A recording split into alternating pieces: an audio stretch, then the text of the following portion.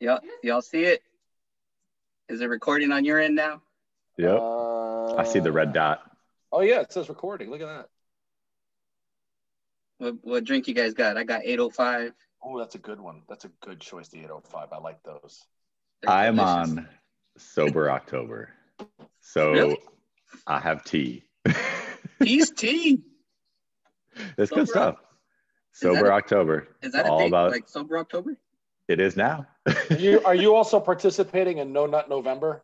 I lose within 4 minutes of midnight on that one. There's no chance. I'm just saying. You're gonna go all out. Go all out, brother. No Nut November.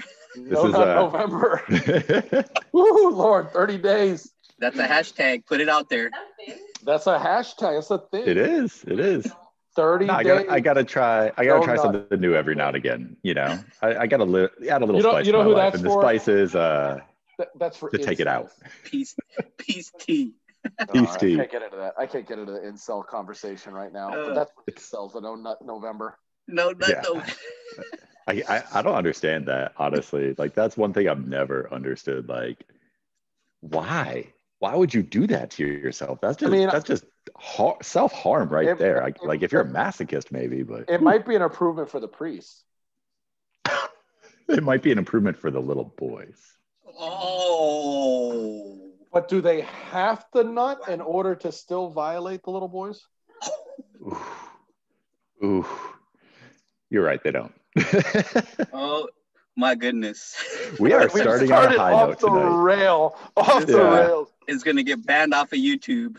Yeah, exactly. I'm gonna have to put this on Twitch or one of them other ones. I'm not condoning or making light of children being sodomized by priests. We're just saying that there's a history of such happening in recent history, and we're just making it aware to everybody. What do you mean recent history, though? Like, it's got a long time. And come on, who hasn't seen the jokes? Who hasn't seen the Halloween costumes? There's a long history. Oh my God! I don't think I've seen the Halloween costumes, and now I'm curious. Oh, like last year or year before, a couple of my friends dressed up. One of them was a priest, and one of them dressed up as a little boy, as an altar boy. And they went around Scottsdale everywhere all night like that. And everybody was like, "Yo, that's insane." They had to win whatever Halloween costume competition they were in, right? Like they won, but someone lost in the end. Yeah. There was one winner and one loser in that scenario. There's always a loser in that scenario for sure. Not both come out on top. There's only one top. Jesus. Oh man, the rails already. This is off the rails big time. Off the rails. Yeah. So I actually got the sober October idea from Joe Rogan podcast, and I've been listening to it a little bit, and like, who's Joe Rogan? Gets the MMA commentator, comedian, and he gets this like bad rap in the media that he's like just this really terrible human being, and he's influencing the next generation of men to be toxic and do nothing but drugs. He just gets this bad rap, and like, I didn't listen to him for a long time because I thought like, wow, he is not somebody I want to give my time to. And a couple of friends turned me on to him, and I've started listening to him, and I realized like he's just a very calm person. He's a good interviewer. He's got a great podcast. He's got interesting viewpoints, and he's widely hated by Republicans and Democrats because he tries to be a reasonable human being and ask questions and cross bridges and unite. And everybody hates him for that because he's not in camp A or camp B. Have you seen that he did sign to Spotify? You saw that, Joe Rogan? He signed like a huge contract with them. He did. That's where I listened to him through. I listened to him through Spotify. The Spotify, I don't know who employees, or I didn't read that deep into it, but they were pissed off because they wanted editing rights to his show. So they could edit out anything that they didn't agree with. Because, sometimes he has some controversial topics, some opinions that rub some people the wrong way. And the Spotify people were saying, some of the employees were saying, if they don't get editing rights, that they want him basically banned off of Spotify. It's his show. Yeah. It's his show. I mean, he probably has his own producer if he doesn't produce himself. He does. He does his own. Yeah. I know this is a podcast, for Christ's sake. Like, why would he take on? Like, why would you give away your what the hell they call it? Like, not your IP, but like your rights, your ownership. Yeah. Yeah, it's just that they don't agree with what he's saying. He says some controversial stuff, and they want to take it out of the show so that when Spotify airs it, you don't hear it. Well, I heard two things about that. One is that he plays different music and during his podcast, and Spotify was like, well, we have music licensing issues that we have to deal with on a legal front, so we can't have you playing your music that you play during the podcast if you're going to be on Spotify. So I know that they had to remove a bunch of the music, and like if you listen to Spotify podcast, it'll start to play a song sometimes, and then like it'll just move on. Yeah. So they must be editing that out. But the other thing is like, yo, this dude get banned off a ton of stuff. So like if you look at Twitter banned the Unite 2020 thing, and basically Unite 2020 was this goal, like, hey, let's take sane, conscientious people from the right and let's take sane, conscientious people from the left and try to have like a really legitimate discussion about how we can improve and better our country. And let's not think about the two-party system. You know, let's push that aside, because honestly, like that's doing more to destroy our country than anything else at this point. And Unite 2020, you know, let's have real conversations. And Twitter banned it. Twitter banned it. They were like, you're out. Has the two-party system destroyed this country? I mean, or are we just looking at a little blip point in the history of the country? I think that you can have a really deep discussion about that. I think that you can spend a lot of time kind of unpacking that, about the pluses and minuses of that. I also think that you can look at you know, other countries in comparison and how they don't have two-party systems by and large. They have, you know, multiple different parties, and you can spend a lot of time talking about corruption in American politics and how it stems from the two-party system. And we could spend 4 episodes on that. Easy. I wouldn't mind. I would definitely need another refill on my drink here. This time I switched. I don't even think you said you drank. What you drinking? I didn't. We went off the rails with priests raping altar boys and Halloween costumes and Joe Rogan. And Spotify. I mean, it's just like us sitting outside normally and having a beer. I mean, right, so let's circle back. Let's circle back. Drink. So I am drinking Appleton Estate, just the 8-year reserve. That's it. Yeah, that's it. A little Coke, a little splash. You know, I couldn't find my orange bitters, so I was a little upset. Yeah, well, I mean, straight up old fashioned, but you know, whatever. You couldn't find your way to take your skirt off, so you know you had to splash a little Coke, sweeten it up for yourself. I get it. I mean, I just don't want to drink the straight rum. I like it with a little bit of orange bitters in it, though. I mean, dude, I'm gonna give you shit because I'm the dude who will show up and buy like the fishbowl and drink from that because it's like a ton of alcohol for cheap. So it's just plain diabetes. It's just plain diabetes. I love it. This is Coke Zero. Let me correct. It's Coke Zero. Oh, you're safe then. Hashtag Coke Zero. Those chemicals, they're good for you, George. They're gonna flush out your insides. All those chemicals are great. That's what I told Dana. I'm like, Dana, Coke Zero is definitely not like good. She's like, oh, it's just water, and I'm like, bubbly water. It's not bubbly water. It's got all sorts of weird shit you can't pronounce. It's like you know, it's got like 30 goddamn like syllables in it. I can't deal with that. Tell Dana, you know what bubbly water is? Bubbly water is just bubbly water. Bubbly water is bubbly water. Like when it's clear and has bubbles, done. But like all the chemicals in that, nah. I'm gonna need a refill here. So I'm gonna have to get up and go get it. I'm just saying, fellas. I'm gonna have to get up and go get my own refill. I ain't gonna play that game. Play that game. This is why you need to keep posting up in your kitchen. Hey, kids, can you grab me a can of Coke Zero? I think this is the first time George has had a stationary location here. A little bit of ice. I know, right? Any of our episodes. A little bit of fresh Normally ice. it's the car. Normally he's usually it's in the always factory. The car. He's driving in the car. He's grilling. He's in the kitchen. Sorry, grilling. Yeah, that's right. I'm not eating this time. So that's something. Do we get your full attention tonight? This is wild. I mean, look, he's got the hoodie on. Like he looks focused. Like he's ready to. He's ready to hit it. It's chilly in the house. Let's go. What do you do with my mask? Oh. I'm gonna use the same cup, but just grab me some ice. In another cup. This and is beautiful content. there could be like a tall. There could be a tall. To bring him there could be a tall bottle out there also, on the ottoman. Could bring that too. Who we kidding? I mean, come on. Hey, George, did you already pay Tyler off his Sailor Jerry? No, both you owe me. Right. Both you owe me. You know what? You know what's sweet though is just watching the gentleman's sweep of wait till Friday. We'll see what's up because Miami could win another for sure. I need the Coke. You think Miami's gonna win another game? Honestly, they would have won that game, but like refereeing is back and forth. You can always complain about it for sure. But it was like 70-30 to the Lakers for like those little ticky-tack fouls. Like when LeBron on that fast break, pushed Tyler Hero with that little elbow. He didn't extend. He just pushed him. That should be no call. They called it for the Lakers. When Jimmy Butler was coming down, gave that same exact move. Identical. Watch the plays side by side. They're identical. Foul on the Heat. Like, why is that a foul on the Heat, but not a foul on the Lakers for the exact same play? If you're gonna ref, because of the ref Jordan rules, man. It's the Jordan rules. It's the superstar rules, right? Yeah. No, if you're gonna ref the finals, ref it fair for both teams. They're never gonna call it LeBron rules. You know why? Because he's a tier 2 player. It's gonna be called the Jordan rules forever, and it's gonna be always called the LeBron flop. That's it. That's it. Just different. I hear your love for LeBron. Different levels. That LeBron is not the GOAT? Oh, absolutely not. He is definitely not the GOAT. Are you fucking kidding me? Please. How many game 7s in the finals did Jordan go to? That's right. That would be none, right?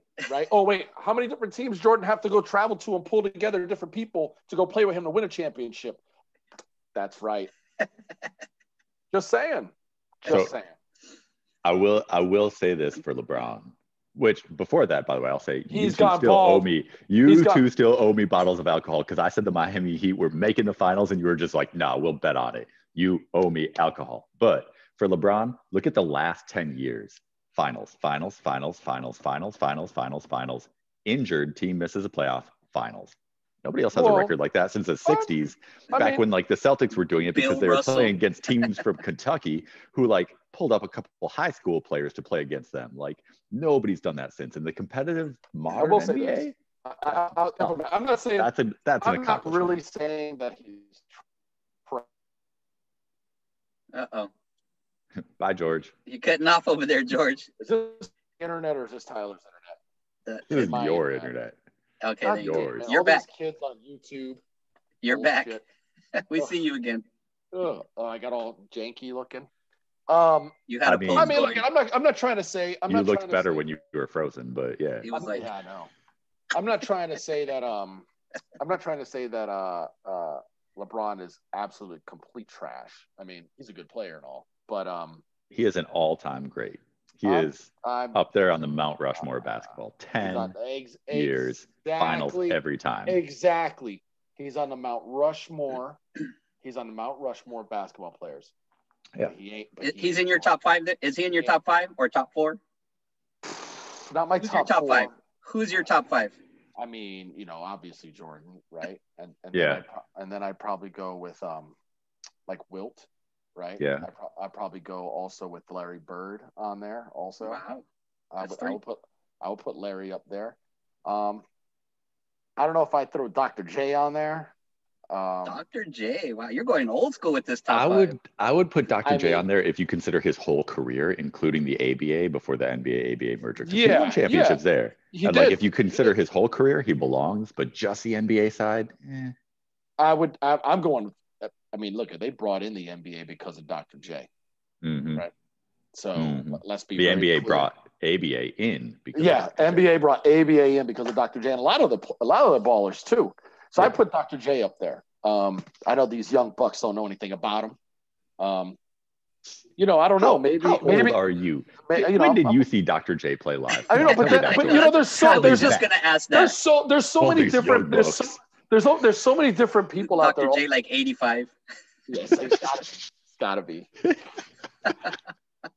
George is like, I was there. But no, you weren't there, but you were a kid and you remember watching video of him, right? Doing his thing, right? Like kids today. That behind the backboard thing he did, that was sick.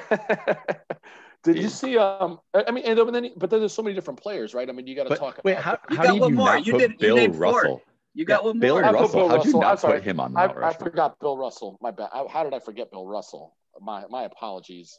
But that's just. And you went way old school with your 5. That's like way old school. I mean, I would like to say. I mean, yeah, and then then you get LeBron on there, and modern era. You know who could have been on it? Grant Hill. Oh, goddamn. And I'm forgetting his goddamn name now. From Chicago, blew out his knees. Derrick Rose? Derrick Rose, he had the potential. I think No. Derrick Rose would have been it. Nope. I put Shaq up there for centers for damn sure. I love how George's Mount Rushmore is actually just like a fucking crowded room. It's a smorgasbord. Just full of people. It's hard. It's so It's a hard. buffet. Because how do you do it? How do you do? I mean, you really have to break it up. Four. He went to 5. Four. Went to Four, 5. George. 4. I would say Bill Russell because he's just unrivaled winner, period. I think Jordan, heights. because he completely dominated and changed the That's game. just fouls that we're good to go. I don't need anything else. Sorry, guys. Give me another 10 years and I'll say Steph Curry because he completely changed the game. Steph ain't ready yet. Changed. Yeah, I mean, not yet, but he will be. It's someday. If he stays healthy, though, man. That's a big piece about Steph. You know, I mean, I his think ankles. Derrick Rose, his ankles. I think Derrick Rose could have been the shit had he been able to hang in there. I think Derrick Rose would have been better than Dwayne Wade. Just saying. I mean, I would say Dwayne Wade is probably the number 2 shooting guard of all time behind Kobe Bryant. Dwayne Wade's okay. I mean, if you think Kobe is a shooting guard, not a small forward, but whatever. So Kobe's the number 1 shooting guard. D Wade's number 2. That's what I would say. Yeah. But I might even put Kobe up on the Mount Rushmore for basketball. I mean, probably. I mean, damn. But there's a lot of great players. A lot of people didn't like Black Mamba. I'll be honest. I never have been a fan. But there's respect. I hated him because he's always beating up on the Suns, but there's respect. There's respect. I mean, you gotta admit he's one of the greatest. But I used to get so mad, I just would throw shit at the TV. I know, right? You just watch him like this motherfucker. Like he's getting the ball. Like you know it. Like just get on him. Just couldn't do it. Just off. Everybody knew when it was time to play and it was time to win. Kobe got the ball and ain't nobody stopping him. It was stupid. I don't know if you ever watched B.A. He does a ton of NBA player impressions, and his impression of Kobe was funny. Like posting up all 5 defenders collapse, and he like does this turnaround fadeaway that Kobe always did, and then like walk down the court, like all of that, pull his jersey. Like B.A. is funny. Check out some of his NBA impersonations. It's fantastic. That used to drive me nuts about Kobe, by the way. Every time he'd make a shot, he'd be like pulling his jersey to the side. I'd be like, I'm like, you got no chest. What am I looking at here? Can you do 20 push-ups, Kobe? They're just like, let's hit the gym, 5 a.m. Let's hit the gym. Let's go. Yo, I hated Kobe Bryant until I started actually listening to him, like hearing his post-game interviews, hearing his interviews on the radio, listening to him speak, listening to him talk. It took like 2-3 times for me to really listen to him before I was just like, wow, okay, I'm a fan. He was educated overseas. Let's talk about education. That brings me to our next topic on our debate. Just saying, he wasn't educated here. He was brought up in Italy, right? And then they moved to Philadelphia after that. I mean, that's when all shit went to hell for him. Once he moved to Philly, at that point, his personality shifted. That everybody hated him. Does anybody come out of Philly like looking real good though? Anybody? Because when you're wading through shit, some of it gets on you. What about Will Smith? What about Will Smith? He was born and raised. He sure was. I mean, I guess we shouldn't talk about entanglement, should we? Some entanglement stuff out there. Yeah, not you Will Smith it's October. It's not August. It's not August. Hey, babe. Give me that bottle. Oh man, George really wants that bottle. All right, I gotta go get it. I gotta pour myself. That's hilarious. Who's on your Mount Rushmore? Since George left, we could. Yeah. Oh man, I'm gonna say I'm gonna go all Suns. Just kidding. I think Jordan, LeBron. I think Shaquille O'Neal. I'm gonna go with Magic Johnson, and I think Larry Bird. Those guys are the ones that impressed me the most when I was watching them play. Yeah, I would put LeBron's career is not over. Steph's career is not over. If I had a 5th spot, I would put LeBron on the Mount Rushmore for sure. Yeah. It's insane what he's done. I think he's not appreciated. I'm not a huge LeBron fan, but I think he's not completely appreciated because we're in the process of witnessing it. 5 years after he retires, everyone's going to be like, oh, man, he was so great. Nobody realizes how shit most of the teams he was on were. Like, his teams were Cleveland? Trash. Without him, they were lottery picks every year. But with him, they're going to the finals. LeBron. Oh, yeah. I mean, it's like Peyton Manning with the Colts. Like, everybody was like, the Colts are probably an okay team, but Peyton Manning pushes them on the top. When Peyton Manning was gone that year, they went 2-14. You found out how bad they were without Peyton Manning, and conversely, how good Peyton Manning is. I remember that year with LeBron. I remember that year with Jimmy Garoppolo taking over for Tom Brady, and Jimmy did pretty good. No change. Yeah, no change. But I mean, you look at LeBron. Like, as he leaves teams, they ain't so nice anymore. Like, that just tells you how good he is. He's all right. I mean, I've seen. You could probably take him. I mean, I've seen better. I've seen better. Better than LeBron James? I have. I've seen Jordan play. I've seen Jordan play. And one of my biggest regrets is I never got to see him play live. But, I mean, I was also in high school, so it wasn't like I could afford a ticket to go watch. You saw Dr. J. I saw him on TV. ESPN Classics. I like my old school references. So I guess, Marcos, I kind of want to talk a little bit about the elephant in the room today. I mean, other than the Heat getting gentlemen swept out of it, but I was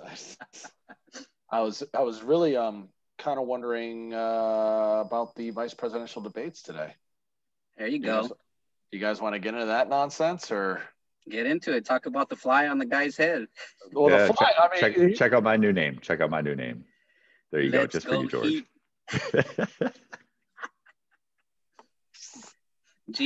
George has G for Giants on his right there. You see it in the corner? Oh, we're going for that #1 draft pick, baby. I mean, we're going for Trevor Lawrence. We're going for Trevor Lawrence. Obviously, the Duke quarterback wasn't it. We're going for Trevor Lawrence. How many years can you be rebuilding before you're not rebuilding? You just suck. Well, they've been 3 years and shitty.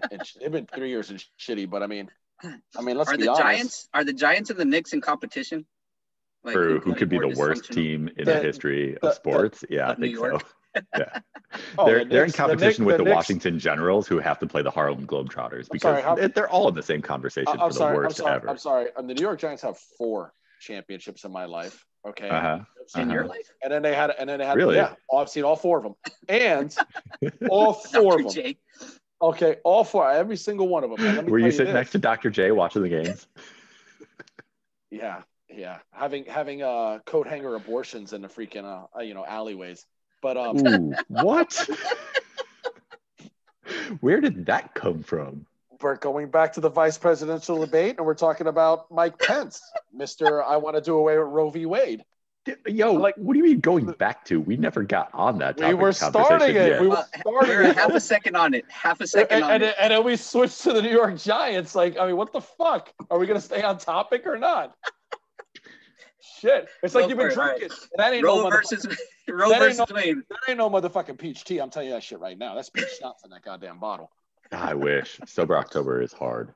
It's only 7 days in. Is it right? Yeah, he's 7 days in. He's fucking throwing in the towel. He's like, I'm done. I made it this far. Next year, I'll go 15 days. I'm going to stick with it, but it's tough. Oh, Lord. All right, George, what do you got? No, I mean, all right. So launch. I'm going to keep it as calm as I possibly can, because I did once take these headphones and throw them down and go, fuck you, Mike Pence. The question of Breonna Taylor came up and whether or not justice was served, right? Or in that context, I don't have the proper question down, but it was with regards to that. And, Kamala went over her whole thing about, well,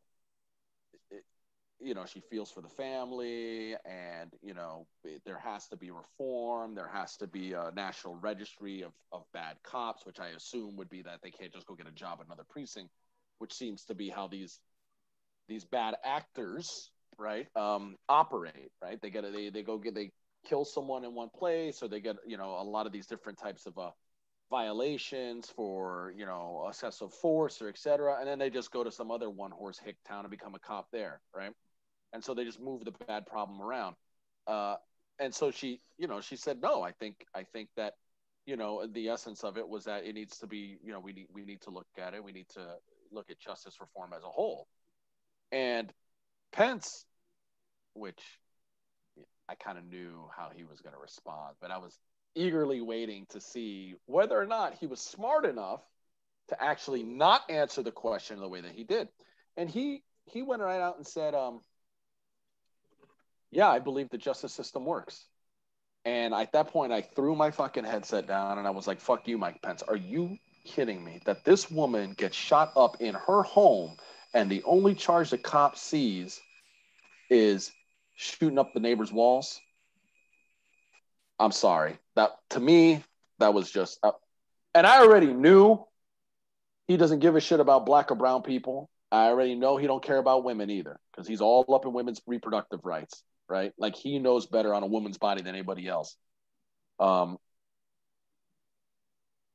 not shocked at all, but what scares me is the fact that there's a whole and loud, and I'm hopeful, minority, a large vocal minority of just morons that ultimately, you know, are just living in a bygone era that most people, I think, today are kind of moved a little bit forward and can see that there are obviously major social injustices in this country, and that there is time for some serious reform to take place, and not say, well, the justice system works the way that it's supposed to work. And, you know, if she wasn't dating a guy that had an issue, well, first of all, the warrant was for somebody that was an ex-boyfriend of hers who wasn't even there. And they had already apprehended the main suspect in the case previously that night. Right. So they just wanted to why were they even there? Why were they even there? Right. Oh, so it was a miscommunication? So a miscommunication, they're like, oh, well, the family got paid off $12 million. $12 million don't mean shit to me. The guy screwed up. He went in there and he shot a civilian. So and I had this conversation with Danny the other day. I said, boy, let some cop come into my house and start shooting someone up and hits my kid, right? Whether or not they got the wrong house or not, you're whipping off your gun and shooting. And you hit somebody that's an innocent bystander, and you're going to be like, oh, well, you know, it's just in the line of duty. Man, fuck that, right? You got to go to jail. You're negligent. You're basically just, it's like taking your car out and driving around real quickly, and you fucking kill someone along the way. I mean, manslaughter, at least give him something, right? Did he intend to murder Breonna Taylor? No, I don't think he tried to murder her.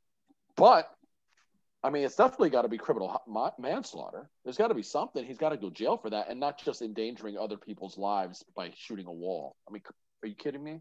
Like, I didn't even know that would be a crime compared to what happened. Endangerment. Yeah. Right. I'm like, really? That's it? Like, I don't know. And so, for me, I wasn't really particularly shocked with Mike Pence.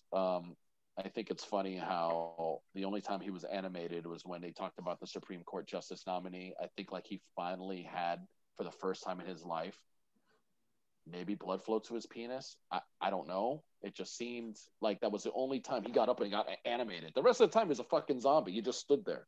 He just stood there like a lump. He has no personality other than to be, you know, Donald Trump's cuck. So, I mean, that's basically my take on the video or on the talk today. I have a different take, and I'm just going to stick to the violence, specifically in terms of police violence. We'll get to Roe v. Wade in a minute and abortion. My take, first off, about both Pence and Kamala Harris is like, congratulations, y'all. Congratulations on having a civil debate. Like, y'all went over time a little bit. Y'all maybe started to interrupt a little bit, but thank you for having a civil debate and showing us what adults can be. That's the presidential debate right there, Tyler. The presidential debate did not show that. Second, I mean, I know, George, you're saying like Pence is super unanimated. I'm sure the same could be said for Kamala Harris. But I think both of them are intelligent and thoughtful people. And intelligent and thoughtful people don't always make good TV and get you riled up. And that's the reason they're in the vice presidential debate and not the presidential debate. Because if they were rile you up in your face, like I'm the best, I'm this, I'm that, they'd be in the presidential debate. I mean, but, I'm gonna disagree with you. Okay. I'm gonna disagree with you. I mean, I find Pence to be like a thoughtful, conscientious person. I'm sure he's a good person, you know, like whatever disagreements you have with him as a person, he's somebody you could sit down with and like he would be a decent human being. But in terms of the police violence, like I did not like Kamala Harris's answer at all. And I did not like Mike Pence's answer at all, because Mike Pence just dodged it. And then he just said, nah, there's no issue. Kamala Harris, she's looking at it and she's like, well, we have these symptoms. Let's address those. Oh, you know, let's make this registry so they can't just hop from department to department. That's not addressing the issue. The issue, in my opinion, is the entire power structure behind police forces, and that is the police unions. And the police unions. I wish you would have said something like that, for sure. Yeah, I agree. The police unions have negotiated and made it so that you know, they operate under a different set of laws that, thanks. So that police operate under a different set of laws than the rest of us. And we know this, you know, like you can go kill somebody as a police officer and maybe you get admin leave. And so I think Kamala Harris really should have looked at what is the underlying cause here. We need to break up the police unions. We need to reverse the course of how these are adjudicated, because it's not, you know, in a typical court like the rest of us go to. Like they have their own system, their own process, and we need to remove that. We need police officers to have to live under the laws of our country like the rest of us do. We need laws to apply equally, and that's where I wish you would have gone with it. Not only are we talking about, you know, racial disparities, right, and how you know, if you're black or brown, you have a way more likelihood of having a violent encounter with a police officer than as opposed to being Caucasian. I think the interesting is, yes, you did bring up the police unions. They're a very powerful organization, right? Just like the Teamsters, right, and things of that nature used to be. And what I kind of find, I mean, because if I look at the Republican Party, I find it pretty hysterical how hypocritical they are. Because they hate unions. They hate unions. But they hate unions. But the police union, oh man, whoo, don't mess with the police unions. Those are our first responders.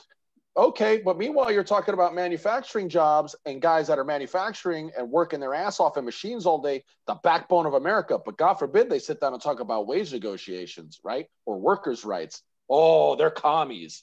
Really? You got these guys that cover for murder.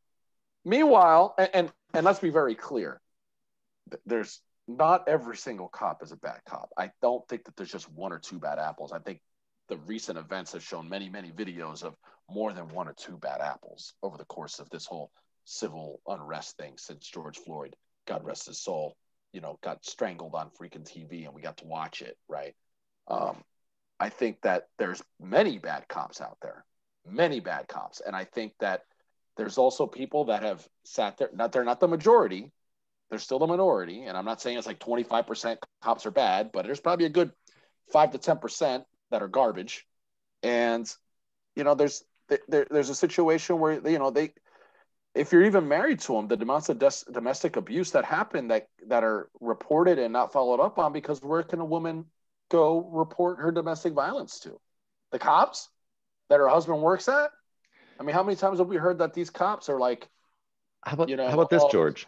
If you're working on the police force and you try to report, you know, wrongdoing by police, what happens to you? You get serpicoed. You get shot in the face. Yep. Look at that dude in LA who went off. Another old reference, Marcos. Another old reference. Look at that dude in LA who was on the police force and tried to, you know, expose. Is that the one that like shot up a bunch of police after that? Yeah, eventually he got sick of it and shot everybody up. But like there's instance after instance after instance. And the issue is not like, I don't even know how much the issue is good cops or bad cops, because I think the vast majority of cops are good cops. People sign up because they want to serve their communities. They want to do good. You know, they don't sign up because they want to oppress people. And I think the system and the power structures is really where it's at, because you can't even be a cop and report wrongdoing. Like you can't even do that. No, it's the system's completely corrupted, right? And the police unions are, you know, the biggest the biggest cause of it, in my opinion. They no matter what happens, they're always saying something that's on the side of the accused cop. Like, and they have departments. I mean, they have, police communications teams that are on social media that are immediately trying to dissuade the situation or paint a picture of the victim, right? Look, there's a lot of cops, man, that are great people. Don't get me wrong. There's a lot of cops that are great people. I think the majority of people that work in the police force are good people. But I think there's about 5 to 10% of people out there that are just dirtbags. That's true everywhere. Yeah. But the difference is everywhere you're not carrying a gun and shooting people. You can't be. Yeah. There's people that are bad at their job. There's people that are bad at every job, right? Not everybody's a rock star, right? But man, you got a gun.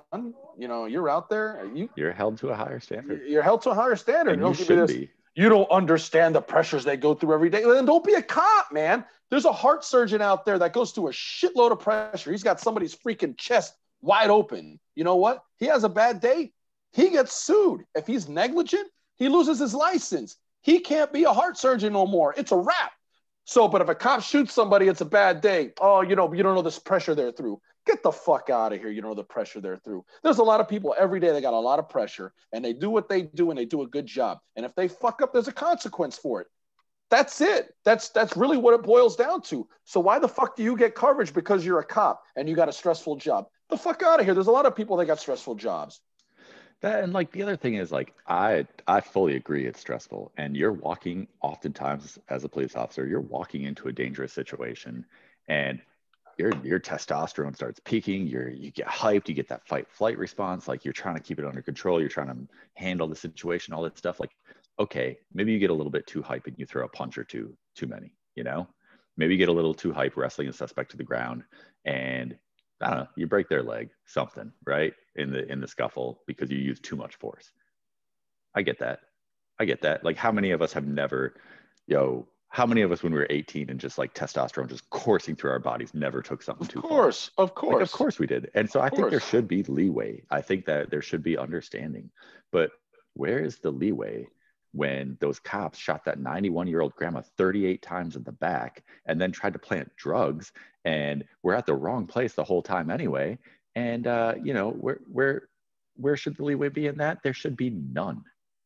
No, none at all. No. They should be in jail. They should be under the same laws we are. And like, it's not. Like you said, George, consequences. Where are the consequences? And I will add also that they don't get to go to special witness protection cells. You go just like everybody else does, Gen Pop. I mean, the law should be the law. Should be equally applied. Why do you get special treatment? Just saying. Special treatment didn't help Jeffrey Epstein. Well, he got real special treatment. Is he really dead? I mean, Donald Trump wishes him well, though. He does. With Maxine or whatever the hell her name is. No, he's living with Tupac, bro. You didn't hear that? Oh, well. He's still around. Come on, Tupac would kill him in a second. How's he keep releasing albums then? How's he keep releasing tracks? You're like, oh my God. Yeah, but yeah, there has to be fundamental reform of the power structures and the system itself. It can't just be, let's slap another law on this, let's slap another program on this. It has to be fundamental. And if it's not, I mean, you're never going to see the change that you actually want to see. Look, and I'm gonna be honest with you on. There were multiple topics that were touched on tonight that are very interesting. I think, yeah, you're right, Tyler. It was definitely a more civil discussion. Although Mike Pence likes to chatter. I don't know how many times that lady had to say, "Mr. Vice President, Mr. Vice President, Mr. Vice President." I wish I would have moderated. I'd be like, "Bitch, shut the fuck up and let her talk." You know? Fuck. I would have actually taken a different track. I would have been like, Mr. Vice President, you have gone over your time in the last 3 questions. So this next question, only Senator Harris gets to answer it, and you don't get time to respond because you used up your time. Shit. You kidding me? They still chime in. The best thing to do is just mute the mics. They could have did what Zoom. They could have did what Zoom was trying to do to us right now. Was trying to cut us off at 40 minutes until I put my credit card information in. What? You got to pay now for Zoom? They could have did that during the debate. Should have. I mean, yeah, just cut them off. I mean, and let's be honest. Like, I heard that the mayor of Miami on the moving to the presidential debate that's coming up next, the town hall, you heard that Biden said if he's got COVID, this debate should not even happen. I agree. If I was 77 years old and I know this motherfucker's sick and carrying something, I'll be like, nah. And we already know that Donald Trump's like trying to be on a third, he's trying to be like a dictator anyway. Who's to say he don't try to come up and hug on Biden, get him sick? I'm just saying, the guy will do anything to win, right? I mean, he's made it very clear, like a dictator would. Take that damn debate if he's sick. Yeah, until he tests negative. He's made it very clear, like every dictator does, that he's not about to give up power in a peaceful manner. He's been asked over and over, and he won't say, like, yeah, I believe in democracy. Not once. Not once, right? And he stirs the pot. Yeah. So I want to move on to the other issue that you brought up, though, which is the whole Roe v. Wade thing, and which is the whole abortion thing. And like Vice President Pence, see how respectful I am? Yeah, I could be a politician. Brought up like late term abortions and how you just want, little babies murdered as they're about to like be birthed. And like Donald Trump made this post on Twitter the other day about how Joe Biden wants late term and after birth abortions of just killing infants. After birth abortion, what the hell is that? I don't even know. Nobody knows. Look, it makes no sense. Makes no sense for sure. But infanticide, that's what he's a fan of, infanticide. But none of that is, first off, none of that is true. Second off, last I checked, two things. One is that there's 4 doctors in the US who are performing late-term abortions at this point, and they only perform them in the case where the infant died, or fetus, or whatever you want to call it at that point, and they have to remove it, and that's considered an abortion. Or, there is a clear and immediate like medical issue that necessitates it, something like that. So this is not like some widespread thing. This is very, very, very minor number of cases that are very special cases that this could possibly happen in. Second off, let's talk about why do women have abortions? Like, you think, like, I swear, like, they think women just want to have abortions. They're just desperate to go get knocked up so they can have abortions. And so we have to make abortion illegal because otherwise they're all just going for it. Like, that's stupid. Women have abortions because, in my opinion, I don't know, I'm not a woman, they don't feel like they have another choice. They don't feel like they can raise a child. They don't feel like they have the support or anything like that in place.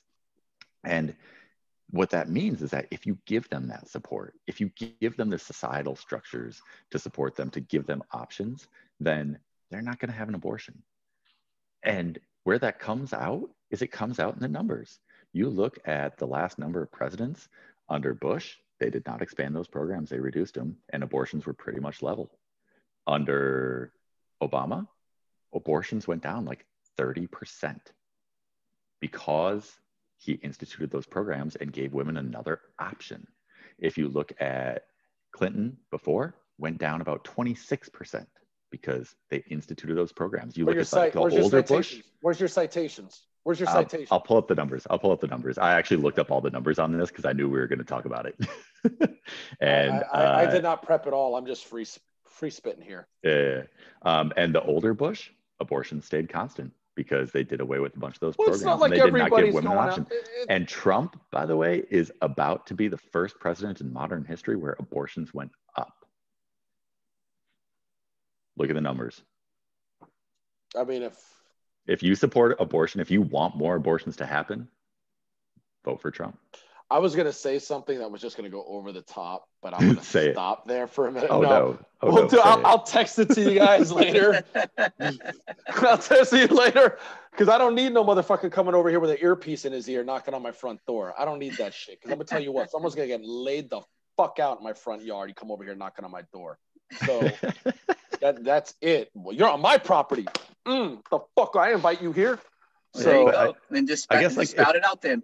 That's it. If you're really anti-abortion, then you should be for giving women the ability to actually have the child. Look at. I am not a woman. Okay, so my opinion on abortion means dick all. I can have an opinion. It means absolutely nothing. Absolutely nothing because I'm not a woman. Just like a woman telling me whether or not I should have, a circumcision or have, myself clipped or this, that, and the other. She doesn't know what it's like, so she should have absolutely no say on that either. right? It's my body. It's my body, and it's her body, and she could do whatever the hell she wants to do, and I could do whatever the hell I want to do. And to be perfectly honest with you, I mean, if you want my real opinion on, I mean, who the fuck is like a fan of late-term abortions? I mean, like, just sounds horrific, right? I mean, it's not like, oh, everybody's clamoring to go out there and like, oh, I can't wait to have a late-term abortion, or even better, a post-birth abortion. You know, I mean, whatever. So it's the fuck. So to me, it's like so ridiculous. And at the end of the day, they could do whatever they want to do with the Supreme Court. They can do whatever they want and overturn Roe v. Wade if they want to do that. All we got to do is just make legislation that's a law, and then it's done. The Supreme Court is there to uphold the law. And so if Congress passes a law that says abortion is legal, then that's it. End of the discussion. Now, I don't want them to overturn Roe v. Wade. That is the law of the land. And the Supreme Court has long held a tradition of upholding previous Supreme Court decisions. That's how it's been. Now, if I don't even know anything about this lady. I don't. So I can't really speak to her qualifications. I know there's conversations about her being Catholic. Who gives a shit? I don't care. She qualified for the job. She's qualified for the job. If she's, far to the right, because remember, they also said that Justice Roberts was this right-wing nut job. And honestly, as, a moderate, liberal, I would say that, hey, he hasn't been bad. He hasn't been bad. He seemed to be very down the middle on a lot of these things. Supreme Court justices should not be conservative or liberal. They should follow the law. Exactly. But it's never going to happen because they're people. Well, I gotta stand up. I'm gonna sit too long. No problem. We got Tyler on a break too. Tyler on a break. I'm just running around doing things. What the fuck is that? Put the dog It outside. looks like a dog. I don't know. When did you get a dog? When did you get a dog? Just watching it for the weekend. Boy, you're like the dog hotel, bro. It's Wednesday. I hope you're charging through people. the weekend. Through the weekend. Oh, I hope you're charging them $500-$600 a night. It's classy up in here. It's classy. It's worth $500-$600. Most people do like their Zoom flex with like a bookshelf full of books. Tyler says he don't need books. He don't need no books. He's just gonna flex his arms. It's right here. I don't need books. It's right here. Where's your citation, right, Tyler? Pull your citation off the bookshelf. There's no citations. I'm gonna have to slice in Tyler's video that he put on, what was it, yesterday or whatever, where he's doing them pull-ups. I'm gonna have to slice that in, Tyler. Muscle ups. I was doing the muscle ups. There you go. By the way, citation for that in terms of data from 2017 and before, you could just look that up on Wikipedia. U.S. abortion rates. It's on Wikipedia. I'm not looking. If you want the citation. I was going to say, George is not looking that up. Let me tell you something. And where the hell did you get your PhD where you say citing Wikipedia is okay? Yo, ASU. What do you expect? Okay. That's where I got my PhD. Okay, because I'm like, what? Like, you can cite Wikipedia? Shit, my life would have been a lot easier. No, you got to cite the sources that Wikipedia cites and quotes. You can't actually just cite Wikipedia. I don't see why not. Honestly, it's an amazing repository of knowledge and it's well cited and everything. But whatever. And they ask you for money every year. We don't do this shit for free, but you've been doing it for 20 goddamn years, so I don't want to. I give them $5. So what's your guys' opinion? Have you seen that guy? What was his name? Kyle Rittenhouse, the one that crossed state lines. That his what is it, like a GoFundMe page or whatever, has generated over like $300,000 in. Yeah, I mean, there's 300,000. There's 300,000 radical rightists out there that'll support whatever the hell is going on. I mean, I'm not shocked. The cop, what's his name? What the fuck's that cop's name? The one that choked out George Floyd. Killed him. I forget his name too. Not Spegler. Whatever. Yeah. Right, that fucking guy. So that fucking guy, that's Galf. Forget about it. Forget about it. Well, that piece of shit. Because I'm unbiased on him, right? Most people. You're unbiased on everything, George. I mean, some things I really don't give a shit about. So I'm going to be like, I have no opinion, or like with the abortion thing. Let them decide. When there's when there's 50-50 representation of women and men in Congress, I bet this doesn't even become a fucking conversation anymore, right? But while it's run by a bunch of old dudes who feel that they have a way to say something about a woman's body because they feel compelled to do so for some reason or another, one, I feel sorry for their wives. Fuck. What kind of man you got?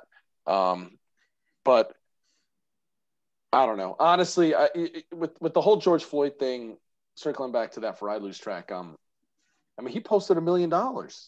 Non-cash bail. Non-cash bail. What the fuck is a non-cash bail? Does anybody know does someone donate like their home to that? Does someone just drop off a bunch of crack and say, hey, it ain't cash? What is that? And he got $1 million on a cop salary, bro. Who posts $1 million bail on a cop salary? The police unions come up with that money, right? That video of that dude killing that man on TV, and I guarantee you there was some police union money that just came trickling on through, because you know what? Hey, it's a thin blue line, and that's bullshit. I think anybody that watched that video, no matter what the fuck happened, can tell you straight up there was no reason to kill that man. There was no reason to kill that man. And, you're a veteran on the force, too. By the way, he had like 7 or 8 different, excessive force complaints against him already, And not for nothing, I'm going to go a little radical here, too. Those cops that worked with him in that precinct all knew that dude was an asshole. They all knew that dude had problems. And you know what they did? The same thing happened to Serpico. Can't say shit, right? Because what would have happened if they said something? Probably nothing. Exactly. Then we got Serpico. Then we got shot in the face trying to execute a warrant somewhere. Yeah, but like that's why you can't be like, oh, you know what? The change has to come from good cops. Like they need to report their fellow bad cops. No, the change has to come to the system. Period. Let's be perfectly honest too. People. Let's be honest, right? Let's not be pie in the sky type of people here. People are just naturally selfish. Right? At the end of the day, people go to work, they do their job, they go home, they deal with everything else that's going on in their fucking life, right? I could see people just not doing shit. Yeah, the guy's an asshole, whatever. I don't work on his shift. And they just walk away. They don't get involved. We have an internal affairs department that deals with that.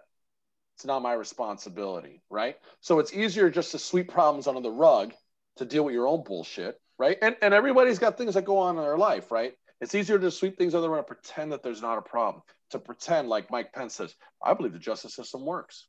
Really? How many times has the justice system been found to like execute someone that come to find out, oops, they weren't really the criminal? So don't give me that. Don't give me the justice that it works. It doesn't work. There's problems. Right? And you got to fix it. And it's these moral platitudes that get me with these politicians. And the whole thing that gets me with them is that none of them really seem to be capable of sitting down and looking at data and making an informed decision. They surround themselves with staff that ultimately are probably not the best in the business, right?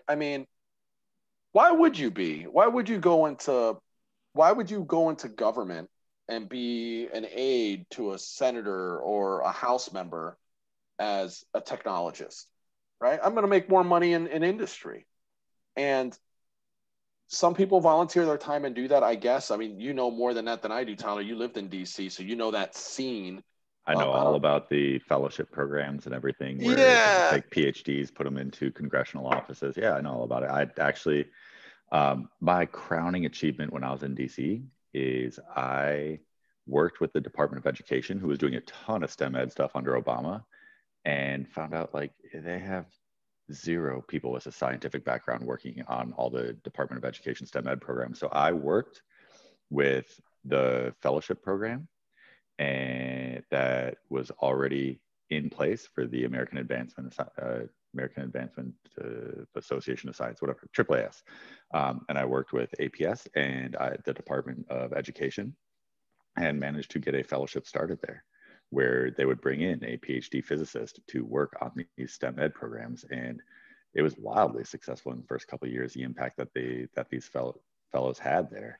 And so, yeah, there are some people there, but I mean, if you're just a typical aide in a congressperson's office, you're living in a 2-bedroom apartment with 4 other people, and you go to every free food event you can because otherwise you're going to starve to death. Congressional budgets for their offices are insanely low. There is no way that they can afford to pay their staffers a reasonable living salary. I bet Nancy pays her staffers. Nope, not at all. Much less have enough staffers. A typical staffer is going to have 4 major issues that they have to cover. Like you can barely be an expert in one of these major issues if you study it your whole life and work on it your whole life. Typical staffers have 4. Because so that's interesting because so the federal government, right, prints money, right? So theoretically they have an unlimited supply of money. So a governor, I don't know if that's how money works, George. I know, but I'm just saying, right? I mean, I'm being let's be honest, this whole COVID bailout thing has been Xerox. Oh, we got $1 trillion to just give to the people all of a sudden. Man, are you fucking kidding me? Where's that $1 trillion? Where'd that come from? Now the Democrats want another $2 trillion. The Republicans counter with like 1.6 trillion. I'm like, shit, you can't cancel my student debt. You know, I mean, what? I mean, shit, give me a break. I'm paying taxes anyway. What gets me is the fact that you have these people, like you said, with this budget that's small, right? But a governor of a state has a ridiculous budget. So does the governor of Arizona have a bigger budget than a House member from Republican for their office staff? The House representative, for their office staff. I don't know. That's a good question. Right. By the way, I want to make the point that if you're, you know, working as staff liaison, whatever, in congressional office, I have so much respect for that because I've been friends with these people. I've hung out with these people when I lived in DC and worked in all that, and they put in work. I'm sure they do, and there's got to be a reason why they do it, right? I mean, they obviously they dedicate themselves so that way, after learning all the ins and outs of the systems, they can 4 years later go make bank as lobbyists. Yeah, as a lobbyist. Yeah. Yeah. That's what most of them do because you advance your career. Yeah, why not? But I think, you know, the real issue here is those that are in the leadership positions, right? And they're career politicians, they're political science folks, right? You have, you know, lawyers and this, that, and the other that run there. But I don't see many engineers or scientists that are there. And you know, the unfortunate situation with that is that this country has kind of turned its back on educated people, it seems. Like science is taboo. You know, everything has like this whole COVID thing, right? It's politicized. The rest of the world is recovering and doing well. The civilized, you know, parts of the world with like, you know, actual scientists and shit like that are actually doing really work and don't have populist leaders. Canada, right up there. Right, Canada's up, right? And they're up. And so what gets me, which makes it funny, because it's kind of ironic, right? Mexico and Canada close their borders to us, and I'm like, yes, fantastic. Trump built his wall. Yeah, he built his wall. He just got everybody. He just made our country the sickest, so that no one wants us to go anywhere. Our passports are now useless. But I mean, like at the end of the day, like this is the thing that really drives me crazy. This guy, the president, catches COVID. Whether or not he really caught COVID, there's all these conspiracy theories. I think the motherfucker caught COVID, right? I think he caught COVID. Do I feel sympathy for him? Absolutely not. None. The guy has access to the best the best group of scientists. I mean, people are getting tested 2-3 times a day. You go to the grocery store, bro. You go to Costco these days. You know you're catching that COVID. It's all over the place, right? This dude's got screening. He don't give a shit. He don't wear a mask. He acts like it's bullshit. He came out, tweeted, maybe I'm immune. What? Like, I mean, dude, honestly, and these are the people that lead this country, right? I mean, and that's the fucking scary thing about it. Like, how the hell have we made it this long with this group of fucking morons up there running the show. Like, how the fuck is it possible? The only reason it's possible is because we got badass military guys and cool technology built by nerds like you and me that fucking somehow keep this country afloat, because the assholes that are running in DC, they don't know what the fuck's going on. That's my moment. I'm sorry. I've had a couple drinks. True. It's weird. It's just weird to me how it works that way. Do they even run the country, though? I don't even know if the politicians, the people in DC, even run the country. I think who really runs the country are people like Bezos, Gates, the Bilderberg, the Koch brothers. They're going to get Warren broken Buffett, up. All Gates, of those. That's who runs this country, is the people who own everything and have all the influence. You think any of us have influence? No. Well, here's the deal, Tyler. We're doing a YouTube channel. What do you mean we don't have influence? Well, let's talk about YouTube. Let's talk about social media for a second, because I have not seen that video, which we need to do a whole talk about that once I watch that video. That social media thing on Social Dilemma on Netflix. I haven't seen that. Dana saw it. She says you got to see it. A lot of people talking about it. I haven't seen it. I haven't seen it. We should watch. It's a homework, right? We watch it and we talk about it. There you go. But it's nothing that we don't know, right? We're all tech geeks. But I'm sitting down. I'm thinking, we used to be a country that really, really, really innovated, right? We created the internet, right? We created, we won the space race, right? We put a man on the moon. We've done all these fantastic things, the atomic bomb. That is fantastic. But it's an engineering fucking achievement, right? It's an engineering scientific achievement. Scientific. Well, that means engineers there too, right? Y'all can sit there and doodle shit all you want, right? Took an engineer to put that shit together, make it blow up. Right? I mean, just saying. Yeah, there's absolutely a place for getting shit done. There's a team effort, right? So here's the deal that gets me is like, what the fuck are we achieving now? Facebook, Twitter. I mean, where's our real technical achievements outside of military shit that you could sit down and say that, damn, the U.S. is killing it in that. Real estate?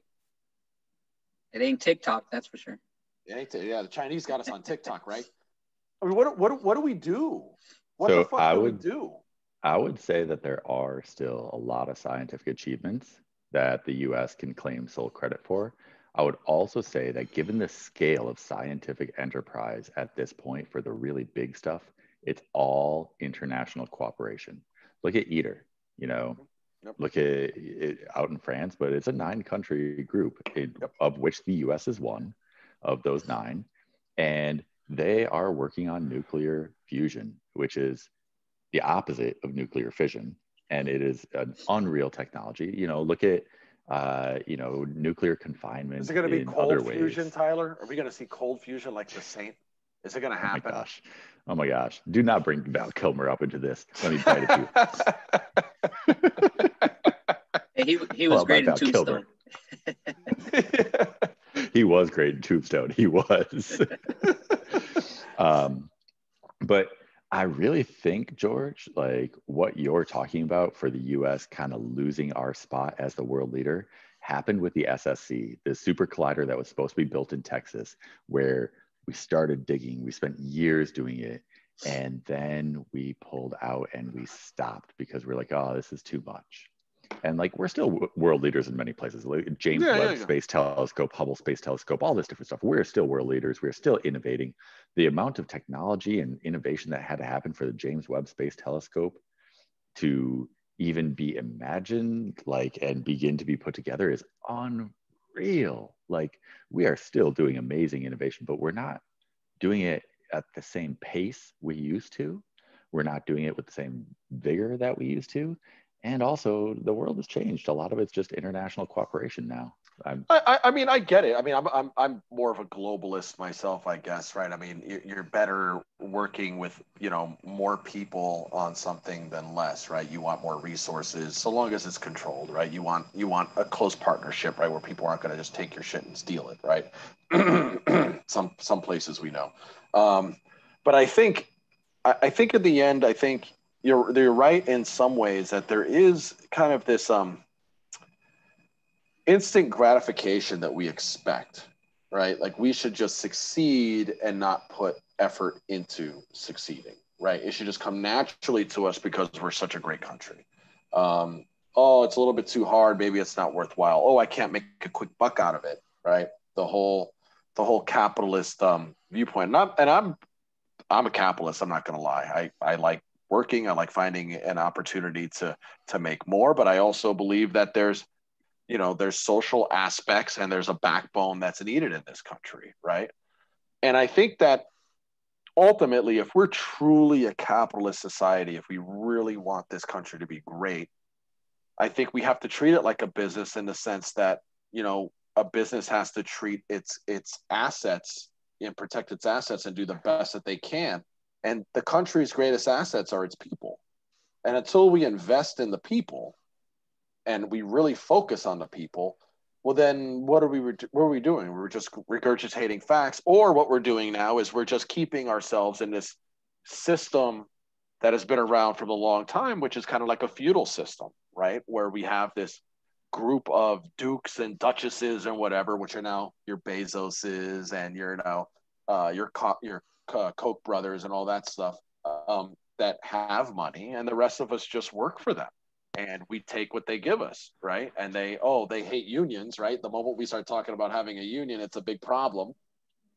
And so it's kind of like a big facade in the sense. And I think that I read this article, and granted, I read it on CNN, and it was in a semi-opinion piece, but it talked to a lot of economists.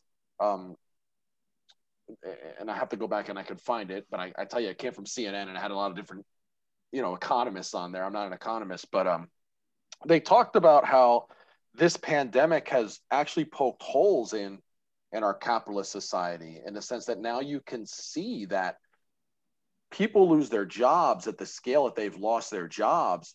They can't pay rent, and the government has to give them money, which is socialism, right? Ooh, it's socialism. And then they pull it away from them, and the whole thing is, people aren't out there looking for jobs because they're lazy and they'd rather just take the money that they're having. Well, restaurants can't open in some parts of the country at more than 50%. So why would you have full staff? I mean, there's no point, right? There's no point. And so these service jobs, the bars, the club scenes, the bouncers, all those people that were doing that type of work alone in that field. You go to amusement parks like Disney, laying off tens of thousands of people. They want to work. The airline. That's 600. The airline. All these people are just sitting on their ass getting a $600 check. Are you fucking kidding me? They can't even cover rent, right? You know what though? If a business, let's say Amazon, instead of paying, the very top as much as they do, paid their employees more than the $1,200 from the government, or the $800 a week or whatever, paid them an actual living wage, everybody would want to work. Of course. People don't not work because they're lazy. Yeah, some people do. Some people are lazy, but you got people at your job that I'm sure are lazy, Tyler, and they make good money and they're lazy. Yeah. They're lazy. Oh yeah. They're lazy, and you're like, this dude's fucking lazy. Yeah, but I was going to bring up I thought you were going a different way with your point, by the way, George. And I was going to say something. I like to do that. Different. I like to do that to you, Tyler. I like to. You always switch it up. Yeah. I never know which way you're going. Long distance 3. Yeah, and you were talking about the capitalist society. I almost threw one up yesterday, and everybody freaked out about that long distance 3. It was just a bad pass, but it almost went in, and they were like, "Did he shoot that?" And I was like, "No, I just completely threw a bad pass." I like the honesty. He's being honest here, but yesterday he probably was like, "No, I shot that." Yeah. But I was going to go back to the whole scientific enterprise, science. Yeah, once upon a time, Bell Labs, existed and had a bunch of scientific innovation and put money into R&D, but no modern business, and most businesses in the last 100 years that have ever existed will put money into R&D because there's no real payoff. And if they do put money into R&D, it's at mostly mature technologies that they're just trying to get to market. I would argue against that. All of the that... fundamental research that happens, all the foundational research that happens is funded by the US government. It's funded by the National Foundation of Science. It's funded by the NIH. It's funded by all these different places. You talk about like Google and all these, he started it in his garage. Where the fuck do you think Google came from? It came from a goddamn NSF grant on how you catalog a library and how you write that search algorithm. Google did not come from Larry, Brin, and Sergey sitting in their fucking garage and coming up with this new innovative idea. No, it came from government funding for foundational research. And once that research happened, then you can take it into capitalism. Tyler, you name any technology. You name me a technology, I guarantee you the foundational research upon which it's built was funded by the government. And that's how it has to be. We have to invest in our own country. You're talking socialism. These guys just came up with the idea in their garage one day, everybody can do it. I'm talking about what's actually. Did you see Bezos in his little room with his little paper that said Amazon on it? You know, when he was all by himself. Oh yeah, and all the technology and everything that he came up with. Yeah. It was all on his own. In fact, he invented the internet just to create Amazon. You know, it had nothing to do with the foundational research from the government. None of it. Had nothing to do with, say, DARPA, the Defense Advanced Research Projects Agency, and linking computers. That's not where the internet came from. Fuck that. Yeah, I mean, it's so ridiculous. Like the fucking story, the narrative that's pushed, right? I mean, let's be perfectly honest. Like, oh God, Dana mentioned something the other day. It was a quote and it was really good. But basically it was like, every now and then capitalism has to be saved by itself from itself. And I forgot who she quoted that said that, but it made a lot of sense because capitalism is great. I mean, kidding me? Yeah, I love it, right? I'm a go-getter. I want to build things. I want to generate more wealth, and of course in the process give back, right, and not forget where you come from, and also by actions of making more and accumulating more, you're spending more and you're supporting small local businesses and etc. So don't think that it's all people that have money are the one percenters or whatever, because not everybody that's in a one percenter I think is a bad person. I mean, I think honestly there's people out there just have a lot of wealth and they spend it and they live good lives and they're not like looking down their noses at people. I think there's a lot of people up there that are decent, good people. Okay. I do.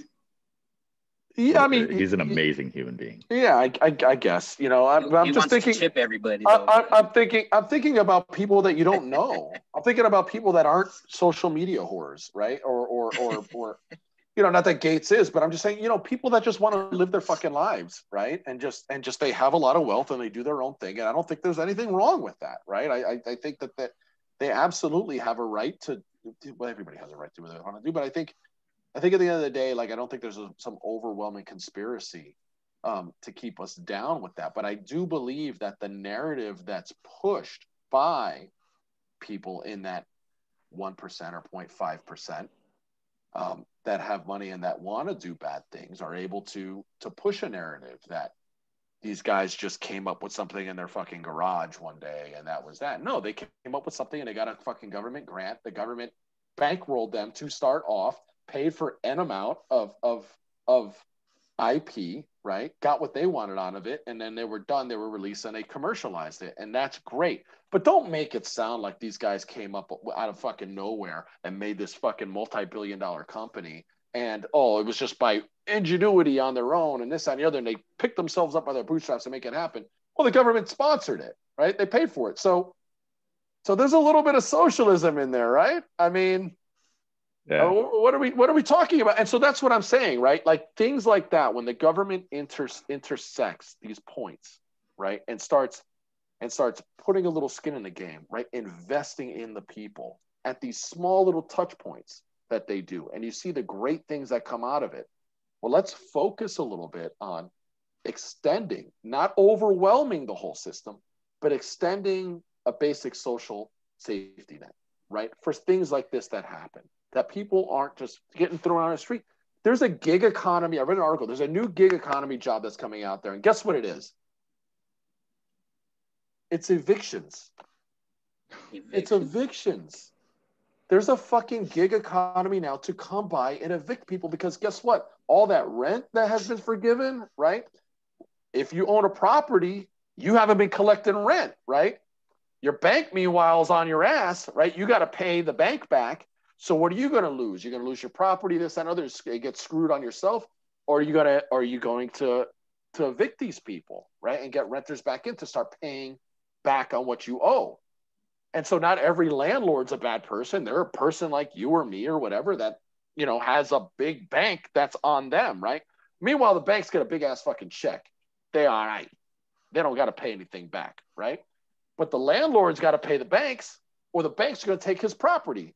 So what's the landlord got to do? The landlord's got to charge rent for these people and have them back pay, right? If he's in a situation as he or she needs to do that, or a company that's going to do that because they owe money to a bank.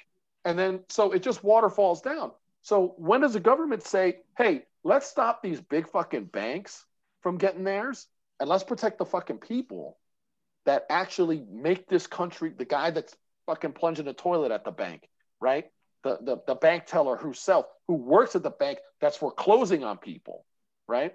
George, you're going to get attacked by everybody on the right because now suddenly you're a communist. How dare you say that? How dare you say help out the common person? That's communism. It is. Spread it all to the common people. I mean, it's just stupid. It's just stupid because I mean, like if we're truly capitalist and you own a business as a business person, right? You're gonna invest in what's good, what you do really well, and you're not gonna really try to go into something you do really bad, right? Like Tesla, all right, they make an okay car, right? You know what they don't make? Good fucking sneakers. Are they gonna go into good fucking sneakers? Probably not. Elon probably doesn't give a shit about sneakers. I bet he wears dad shoes. But I'm just saying. Or dad jeans. He's no Starberry. He's no fucking Starberry. Does he wear the Shacks? The Shacks? But I'm just saying, right? I mean, so my whole viewpoint on the thing is that you have to figure out a way, right? You have a healthy population, right? And a population that has some sort of basic, like, living wage that can just live and not have to be a fucking rock star, but live and pay their taxes and raise their family and eventually own a home and do what they want to do, the great American dream.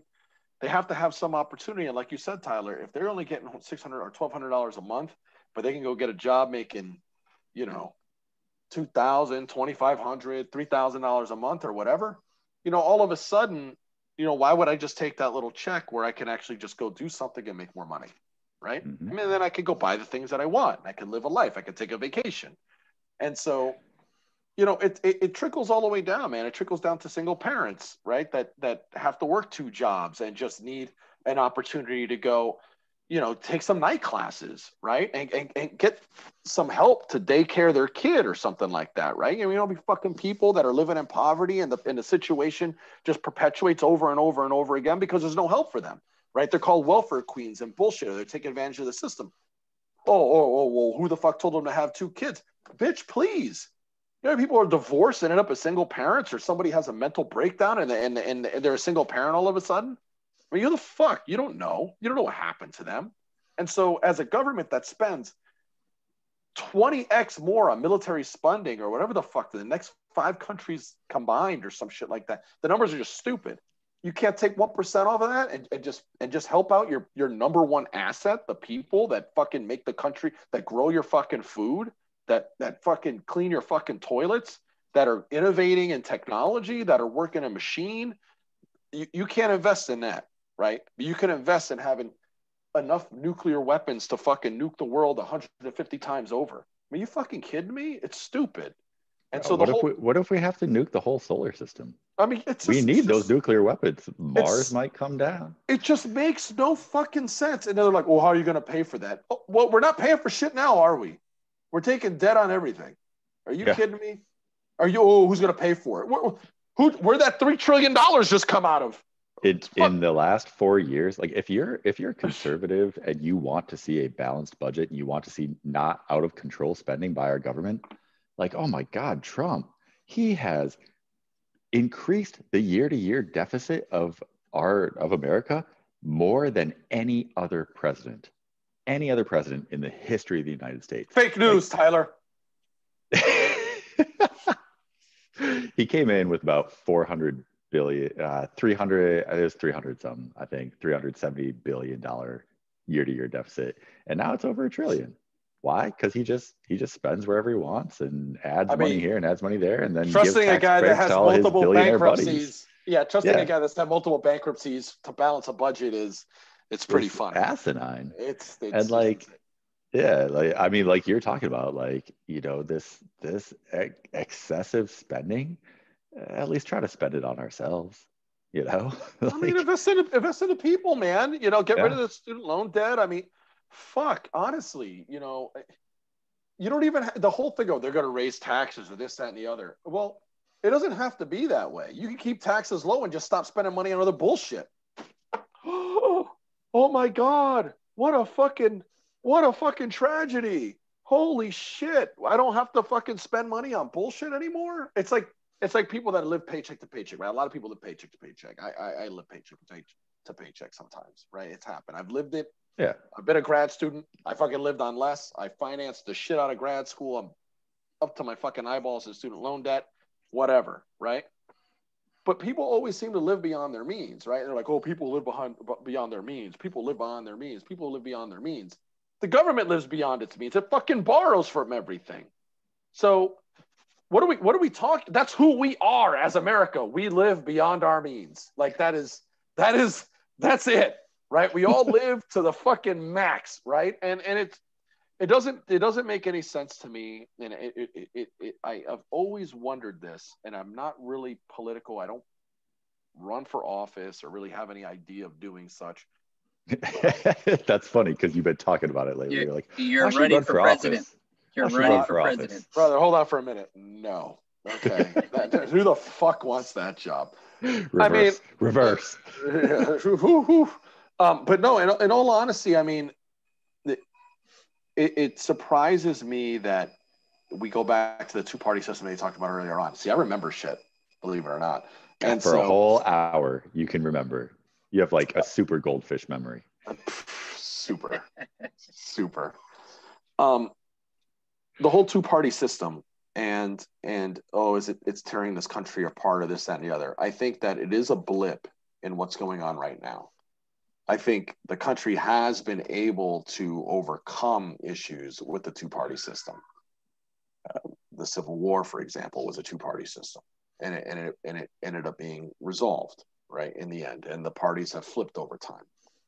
Do I think that we need to maintain a two-party system? No, I think a three-party system would make sense. I think that there's two sides to every story and one in the middle, right? I mean, that's pretty much how it kind of works out, right?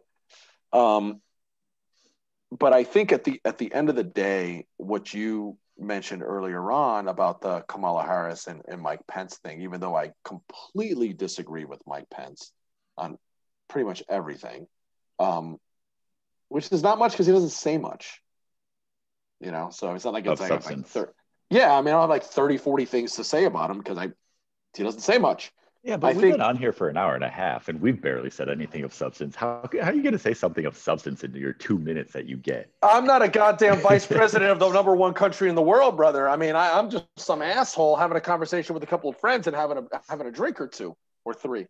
Well, but I think what we really do need ultimately is the people to just sit down and take. And I'm guilty of this, right? I called Mike Pence a cuck, and maybe he's into that. Nothing wrong with that. That's whatever he's into. Will Smith. Whatever floats his boat, huh? Whatever, August. Savage. I mean, people are into it, right? Whatever. I don't give a fuck what you do in your bedroom, bro. That's on you. I may find it funny, but that's on you. I think that you did touch on it, Tyler. You talked about it is good to have two parties sit down and have a conversation. In terms of that debate, it wasn't a conversation, but it wasn't a shit show that we witnessed in the presidential debate. And let's be very clear, the shit show was really on one side. I mean, it was just one child that was up there just cutting the fool. And I wish an old nun would have came out and slapped him on the fucking wrist with a ruler and just told him shut the fuck up, right? Or someone threw something from the crowd. I think we need more actual discussion, right? And Pence brought it up today. Oh, we found out that Ginsburg and Scalia were the best of friends, and their families really got along, but it was held a secret, But meanwhile, you got Trump calling Democrats the enemy of the people, right? And that all Democratic cities are burning and this, that, and the other.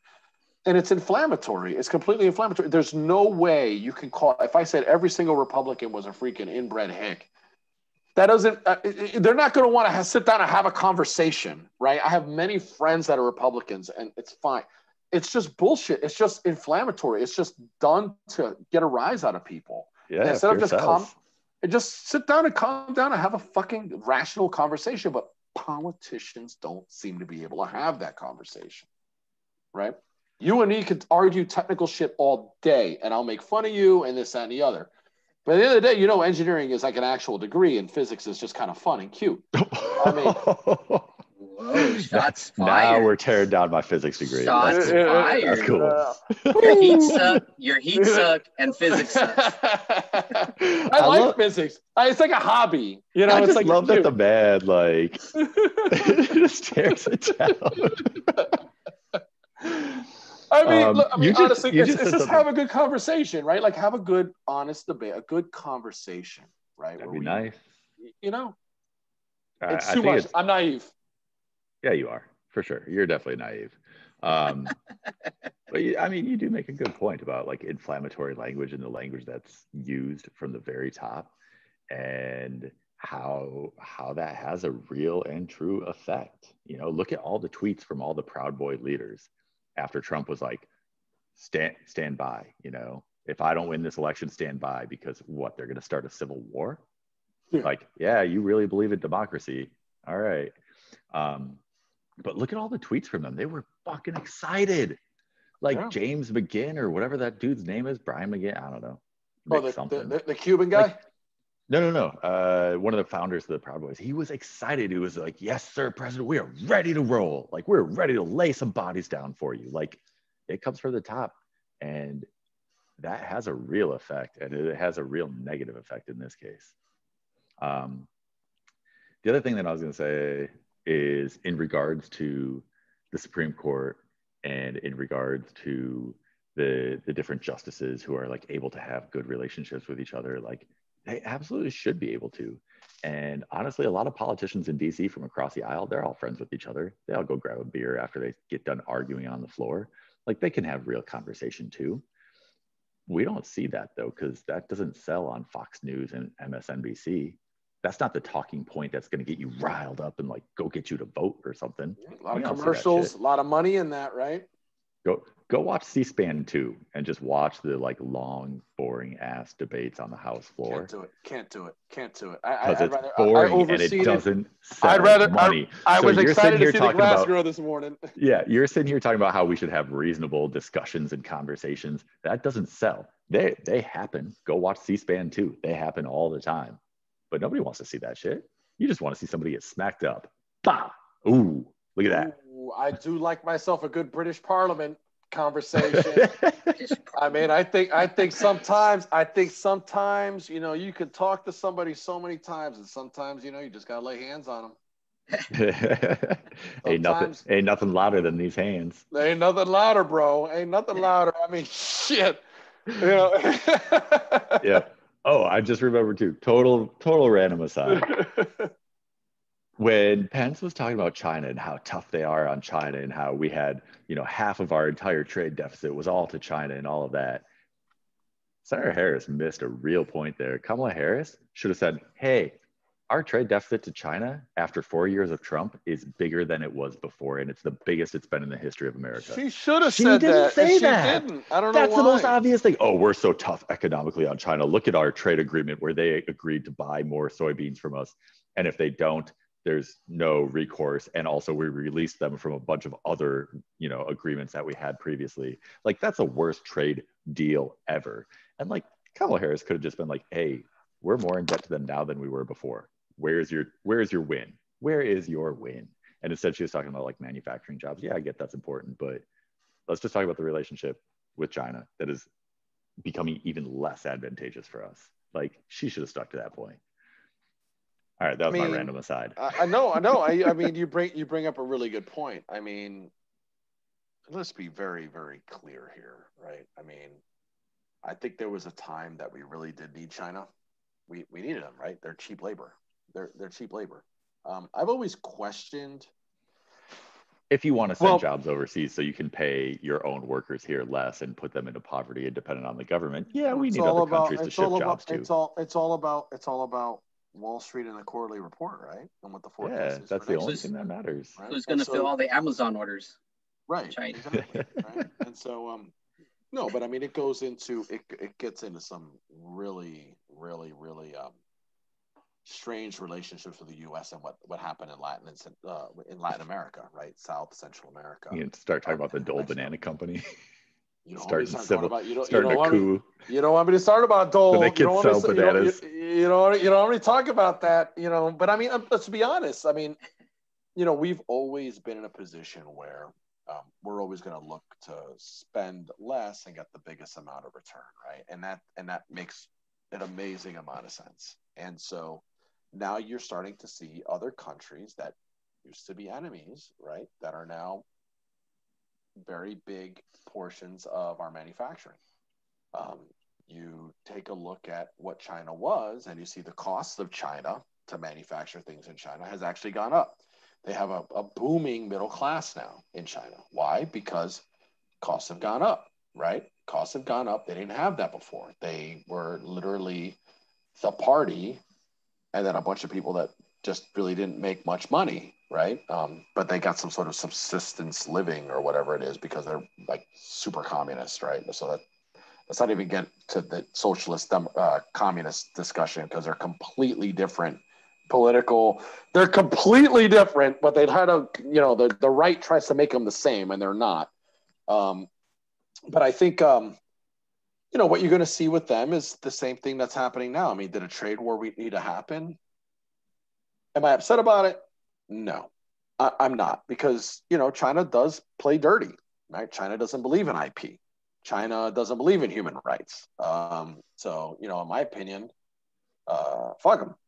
I mean, it's business, right? You want to play in the big boy game. You got to play by big boy rules, right? And so, hey, Marcos, later when you edit this, because sometimes you edit little snippets, just edit that 4 seconds right there. Just be like, in my opinion, fuck them.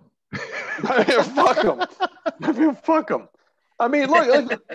I'm an unabashed capitalist, right? And so, at the end of the day, if I can get my shit made cheaper over here with the same quality, if not better, and have less government intervention, I'm just going to walk my ass right across the street and make it happen over here. Yeah, but George, then this kind of contradicts your previous point about investing. No. I'm talking about overseas manufacturing. I'm not talking about exactly. Here. Yeah. But if you're talking about putting in place trade deals and like agreements such that things can be made cheaper overseas and we can easily ship jobs there, we're no longer investing in our own people. Like, I think you have to give it up to Trump and Pence about the whole NAFTA thing and about the CUM agreement, the Canada, USA, Mexico, the CUM agreement. I think they call it MCA, but let's call it CUM. I was like, did someone for real make an agreement with that analogy? Like, I wish they did. That acronym, I would believe it. I would absolutely believe it. Yeah. But like getting rid of NAFTA like that, that's a huge win for the US. And like, yeah, I get it goes against your capitalist ideas of like, let's just ship all our jobs overseas, fuck everybody over because we need to make more money. Like, but it goes towards investing in the American people and it goes towards bringing shit back here. And like, that to me, the biggest win that Mike Pence had tonight was talking about how they got rid of NAFTA and how they got into MC, whatever, the CUM agreement, and saying that, Kamala Harris and Joe Biden were against it. That was their biggest win right there. That's the biggest, most important thing they've done. And that means that you're like bringing stuff back and you're investing in the American people. Here's the deal. What are we bringing back? That's the thing that I question. If we're going to, what do we want to bring back? Do we want to bring back a textile industry? Is that what you want to bring back? Why? Sure, why are we bringing back shit that's like antiquated or things that don't, the whole textile, but why do we want to bring coal back? Right. if the jobs are in high tech and making ourselves completely energy independent from natural resources, right? A consumable good that's not renewable, right? Why would we spend money on things like that and investment in jobs like that? Like, I don't need a company that's going to sit here and make washers. Yo, I can outsource. In your retirement profile, do you invest in one stock or do you diversify? I diversify. Exactly. That's what we should do with the industry here in America too. I hear you do, but here's the deal. I mean, there's just. But here's the deal. There's just dead. No, there's just dead things, right? I mean, there's I'm not saying bring back the horse and buggy industry. That's not what I'm talking about. Okay, I just want to be very clear. So when I talk about things like China, right, and when I talk about manufacturing things over there, what I'm not talking about is taking away good manufacturing, high-tech jobs from here. I think those jobs need to stay here for sure, for our competitive edge. And we need to be investing in that and not saying, oh, my grandpappy ran this fucking horse and buggy racket for years, and we need to keep making horse and buggies. Kick that shit over there. Let them make that shit. But bro, come on. Like, if you have a consolidated supply chain in a single place, like they do in China, end to fucking end, you can do it way cheaper than if you're like, well, we're gonna just do the high tech over here and this stuff over here. We'll be shipping stuff back and forth. Like, that's not. And in terms of climate change and fuel used and everything else, like, that honestly, is not a win for anybody. Bring back the shit jobs that support the high tech jobs. Diversify. Bring back the end to end as much as you can. I mean, I would say that it would probably make. I mean, it depends, right? I mean, the market depends on, like, consumer goods. Who's going to buy those consumer goods? Is it the Western world? You want it done really cheap. Do you need to go all the way to China to do it, or can you go to Latin America and make it cheap? The other thing about it is I'm a little bit more of a on a socialist bend, in the sense that I don't think that we should use slave labor, right? Because uncontrolled capitalism will lead to that, right? Yeah. Uncontrolled capitalism will lead to having people not taking piss breaks. Right. South America, though, I hear Venezuela is ripe for the taking right now. Let's go set up. I mean, no, absolutely not. I mean, but I think that if we are really truly to lead, right, we need to lead on multiple levels, right? We need to lead in terms of how we do business. We need to lead to obviously keep, not only our self-interest, like financially, which is obviously a national security thing, right? A national security is our financial health. It is, right? People like to think, oh, it's just the military. No, it's our financial health is a big part of our national security, especially when you owe God knows how much fucking $1 trillion in debt, right? You gotta be able to pay the bills. Apparently you don't if you're the government. I was gonna say, if you're Donald Trump running the government, ain't no bills, because he loves good debt. Oh my God, could you imagine if we had no national debt whatsoever? I mean, oh my God, it'd be fucking raining fucking gold bars, But I mean, honestly, like I think you need. Oh fuck, gold bar hit me in the head. That's a problem I would like to have. But got a badass helmet. But I think in the end, I think that not only do we have a responsibility to our country for the economic health of our country, but I also think that we also should lead on actually leading from a social human rights perspective. But let's be very clear that we are not the fucking experts in human rights. We have treated minorities like fucking shit. And I think ultimately, at the end of the day, what we need to do is fix those issues here so we can actually start to influence our business partners, our manufacturing or collaboration in China, which I think China is a wrap. I think we need to get the fuck out of China. I agree. We need to get out of China. But I would say let's move some things to Latin America. Let's move. That's already that's already being done. Yeah, it is. It is. But so, one last thought. Before we turn it back to Marcos to help direct us, because we just go off, George. This is fine. I don't know what we're talking about anymore. I didn't even put a topic list together. This is perfect. I know you didn't. When you watch the debates, politicians are coached in how to pivot. they ask a very specific question in the debate. Oh, let's talk about this. And the politician never answers the question and just completely pivots to whatever their talking point is. You saw it over and over with Kamala Harris.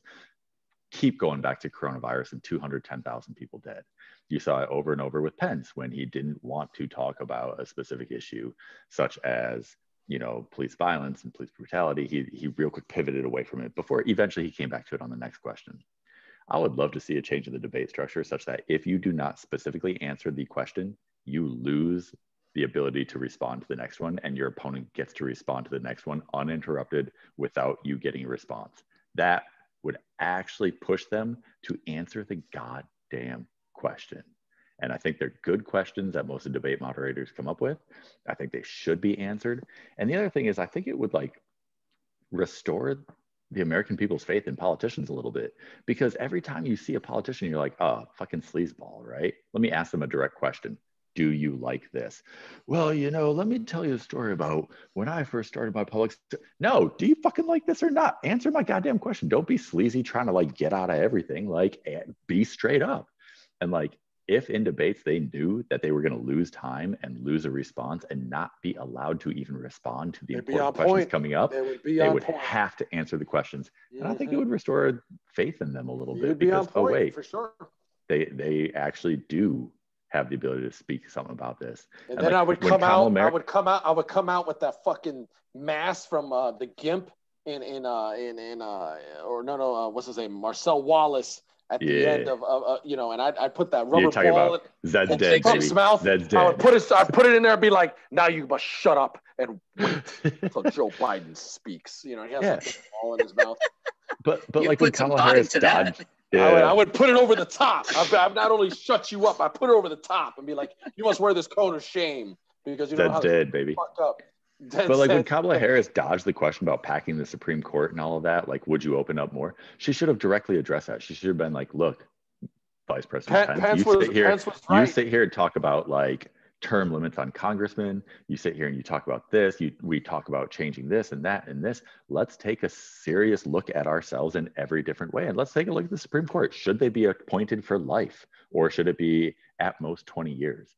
Should there be a cycle such that it cycles with different presidential elections, and it's only, you know, 20 years at a time, so that way you get different political parties that can have influence, and it's not just one that magically gets it when somebody dies and all of a sudden the court's super conservative or super liberal for the next 60 years. Like, let's talk about maybe we need a few more Supreme Court. She could have answered the goddamn question. She could have. Did she? She dodged it, and that looked really bad, and that looked real sleazy politician. I think Kennedy was an asshole for retiring, by the way. I just want to say that motherfucker's still living his life just fine. Wow. Even getting shot in the head can't save you from George's wrath. No, Justice Kennedy. Oh. I thought you meant JFK. I was like, John F. Kennedy? George is mad at you for getting shot in the head. Y'all ain't educated. Y'all don't know what's going on at the Supreme Court. Y'all need to step aside. No, I mean, what the fuck? Oh, I retired. What the fuck? You're still hanging in there. You're still around. You know, you should have hung in there. How bad did Kamala Harris look for not answering that? It looked like it was some sleazy, underhanded thing that she couldn't even address. She could have easily addressed it, but she looked bad. Because she's the VP, she can't address it, right? But I'll be honest with you, I think, I mean, it's the president that sets the policy, bro. The vice president don't set no policy. Come on. The vice president is for sure involved in the discussions, and I guarantee you has a say in a lot of different ways. Oh, but it's the president. But her say. The buck stops here is the president. Let's be well. Apparently, Donald Trump claims no responsibility for the coronavirus handling because it's not his fault. He feels no guilt whatsoever. Can you imagine if he was like CEO of a company in private industry? He would be fired 1,000 times over. Yeah, it's a good thing. It's a family. Somebody else's fault. It was somebody. I'm not claiming responsibility for that. Yeah, get the fuck out of here. Yeah, get the fuck out of here, bro. Like, no way. If you have an employee that does that, well, I mean, it was my underling that dealt with that. Oh, your underling, but I mean, they fucked up, right? You didn't watch them. Oh, well, it's not my response. It's not my job. No, it is. You're fired. You're fired. You're out. You're done. I mean, that's your job. Your job is to handle the bullshit, right? And you fucked up. Yeah. So I think you're right. I think, yeah. I mean, I was sort of saying Mike Pence was right. She didn't answer the question. He was absolutely right. He didn't answer the question. And Who won? Who won the debate? Who won the night? Oh, Kamala won, but I think I don't know about that. I think it was actually pretty even. Like, and I think whoever you more strongly supported going into it is who you think won going out. I think you're right. Let me finish this point. I think Pence was right in saying that Kamala didn't answer it, and we all know what she's going to do. Right? They're going to pack the court. And in my opinion, pack the court. Why not? It's not the first time the court's been raised in the number of people. It's not. It hasn't been raised since like the 1800s or some shit like that, or early 1900s. She could have responded by quoting Donald Trump in the first debate when Trump was like, well, we won the election. We have the Senate. We have the power. So we're going to do it. Period. That's why we're doing it. Because we have the power to do it. She could have been like, this is what Donald Trump said, and he was right. So if we get elected, we're going to have the power to do it, and fuck you, we're going to do it. Well, why not? Why not? Because we all know what's going to happen here. I don't think anybody's really shocked. And I think that the funny thing about it is that the Senate, I like oscillate between hot and cold. The Senate. Menopause? It's just the AC kicks on or off. You know, that's really what it is. The Senate. God damn it. Menopause. he lost it. That menopause is getting to you, man. You can't even think. Yeah. What do you, George? You're an engineer, right? You're an engineer. Yeah. Engineer's doing real good tonight. That's what got me. That's what got me tonight. Yeah. That's what got me tonight. No, I mean they're gonna. She's gonna pack the court. I think you're right. I think she could have used his words against them. But I mean, you know, the other part of this is also we us three operate at a much higher level in terms of how we think of things and everything else than a lot of people think. So, I mean, I don't want to be a dick about it or anything else, but like people said that Barack Obama spoke too professorial, right?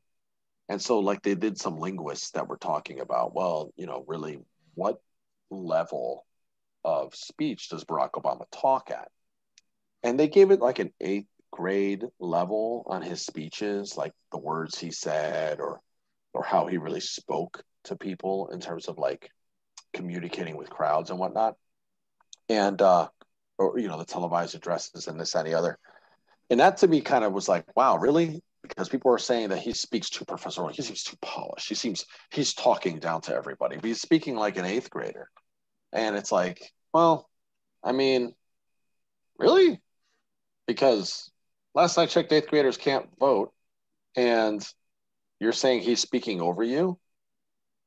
Like, what the fuck does that mean for us as a country? Like, you can't have complex sentences put together. You can't, you know, say something more than 2 syllables and without losing the attention of the people. And so that speaks to going right on back, right? Because we've just been fucking spiderwebbing the whole evening, Marcos. But you're doing great.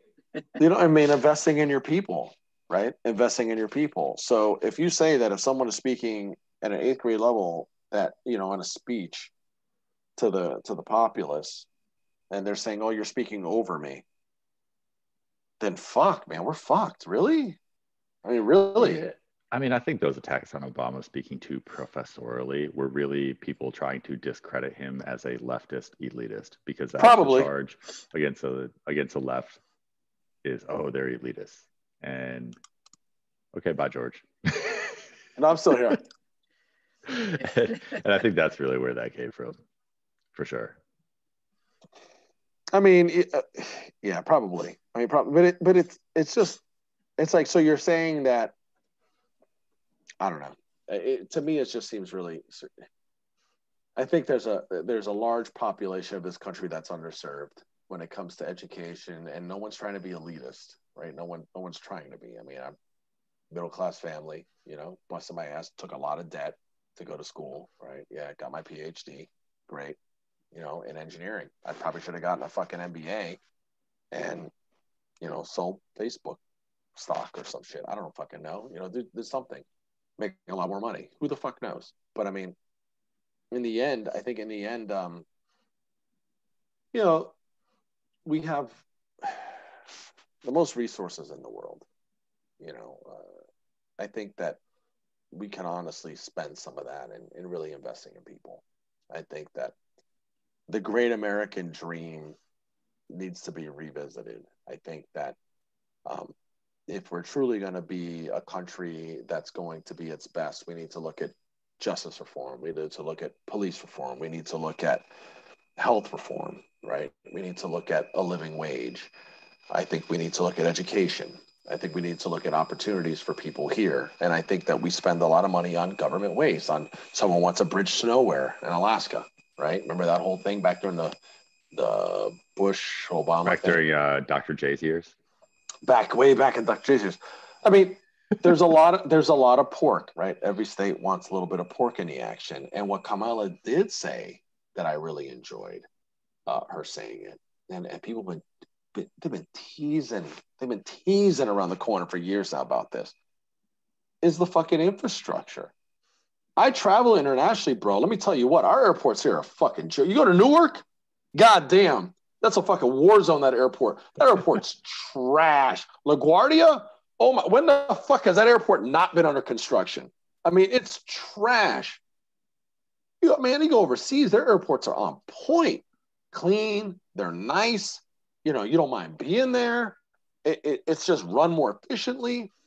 Our roads here suck. I mean, I'm not talking about comparing ourselves to like the backwoods of some fucking pretend country that, it's all potholes and you're climbing through the forests and shit. But I mean, our highways. China. Shit. Have you been to China?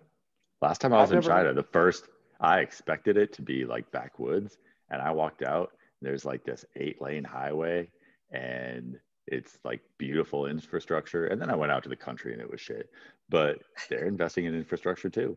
Like, yeah. And they're on the come up. And so you're talking about jobs, right? Jobs.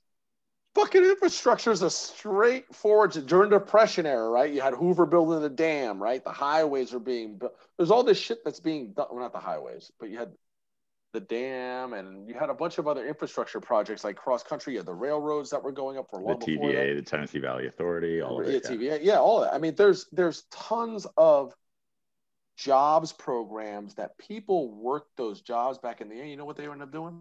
They ended up buying a house. They ended up raising a family. They live in the American dream. Right? And they ended up spending their money here in America, which then just feeds it right back into our economy. What a fucking shocker. Oh my God. You give people opportunities and they'll spend money here. Right. Yeah,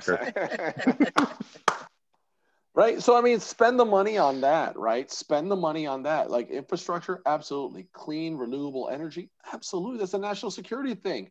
Why do I need money? Why do I need resources coming from overseas that I'm dependent on, right? Why can't I have those reasons? Why just harvest the energy from the sun or nuclear energy? And let's be honest, nuclear energy is pretty goddamn safe. Let's stop with all that. Especially at this point with the 4th stage of nuclear reactors that they're even like the smaller, like light wave nuclear reactors at 30 megawatts like that. People freak out. They hear nuclear. Oh, it's nuclear. It's fucking fine. Like, stop it. It's fine. Okay. I mean, Jesus Christ, it's insane. But I mean, honestly, like there's so much opportunity there, right? Again, we talk about investing in people. Trade skill. Get them ready for these industries. Get them ready to rebuild our highways. Get them really build our fucking bridges that are like in decay, right? Get them into Actually, speaking of decay and nuclear energy, I don't know how many people realize, but the nuclear power plants are built with a lifetime, like everything is. They have an expiration date where after which they're not going to be safe anymore and they need to be shut down. Because we stopped building nuclear power plants in the United States, we could no longer meet our own energy needs through the different types of power that we're bringing in, which nuclear was a major part. Rather than starting to build more nuclear energy facilities across our country, rather than building with the latest technology and all that, you know what we did? We just said, that expiration date of like 40 years, 60 years in the nuclear power plants, let's just extend that. Most of the nuclear power plants in America now have been extended to 100 years.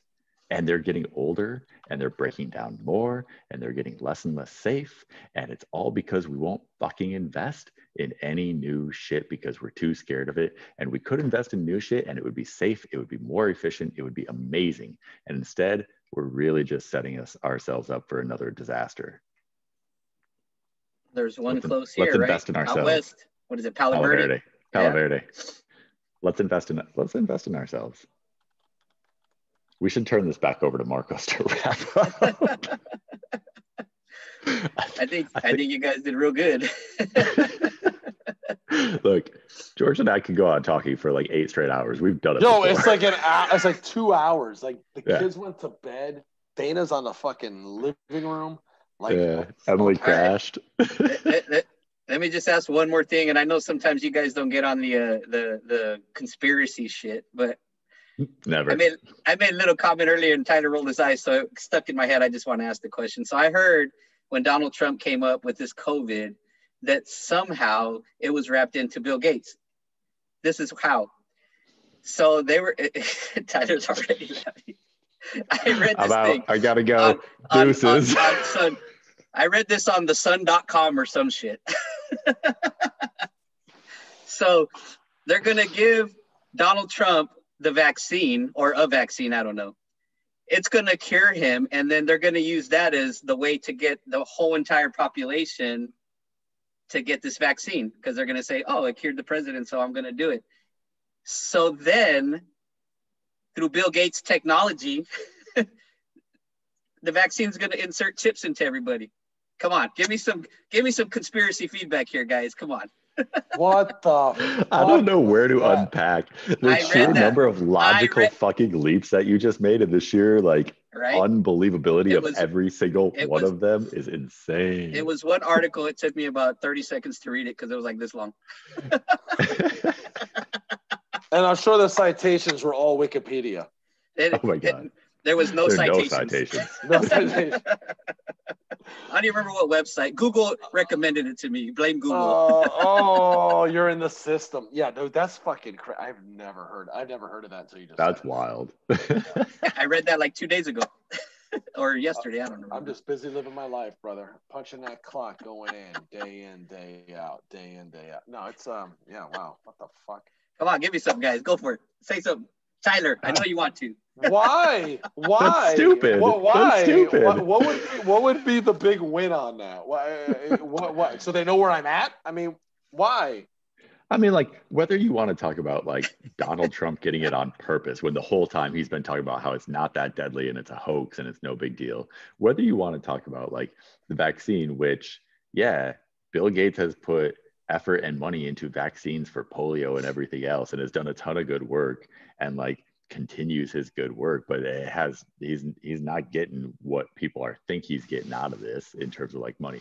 Whether you want to talk about like chipping people with a vaccine, like I don't really understand how you're going to put a computer chip on a strand of RNAs, but hey, go for it, buddy. Like, what's going to power it? My body the whole time? And what's it communicating to? Brownian motion. We're going to harness Brownian motion to violate the second law of thermodynamics so we can get infinite energy out. Infinite energy. I mean, what the fuck? What are we talking about? I don't know. You can recharge it. So how do I recharge it? I have a can of Coke? We're only implanting it into guys, and we're implanting it in the wrist, and it'll be recharged with kinetic motion. That might work. That might actually work. You're onto something. God damn it, you're giving them tips. Yeah. Literally. But just a tip. Marcos, I don't even know where to begin to unpack that shit, man. God. Well, I got a reaction. That's what I wanted to. Wow. Holy fuck. On that, I got to take a piss. So I'm not going to be moving an emotion. I'm just going to hold it and do my thing. But I think we can wrap it up now. We've been on here for a good 2 hours now. Hey, I don't envy your editing skills on this one, Marcos. You're just going to throw that shit up to the interwebs. I think I'm just going to unleash this one. Just get out there. Just after you release this one, though, go back and cut those 4 seconds about George being like, you know what? Fuck them. Fuck them. All right, fellas. I'm not gonna get an approved visa to China now. Thank you. And you might not be president either. I don't know. You might be though. If Trump can become president, anybody can be fucking president. Yeah. I'm not interested in the job. I'm busy. They don't let me pick up random basketball games with the fellas, and I can't have flying you guys out to DC the whole time. Are we balling tomorrow? Are we balling tomorrow? You'll be balling. I'm going to Cali. I'm going to be on the beach tomorrow by the time you're all balling. Actually, I'll try. I'm going to be drunk tomorrow by the time you guys are balling. I might end up being in the lab tomorrow night, but I'll try. All right. You know what? Y'all missed some great fucking games yesterday. Ain't gonna lie. Who won, George? It was even. Which means that it was not even. Spoiler. No, it was even. We played two games. And one and one, huh? It was 1-1. We won the first game, but then the old squad got tired out game 2.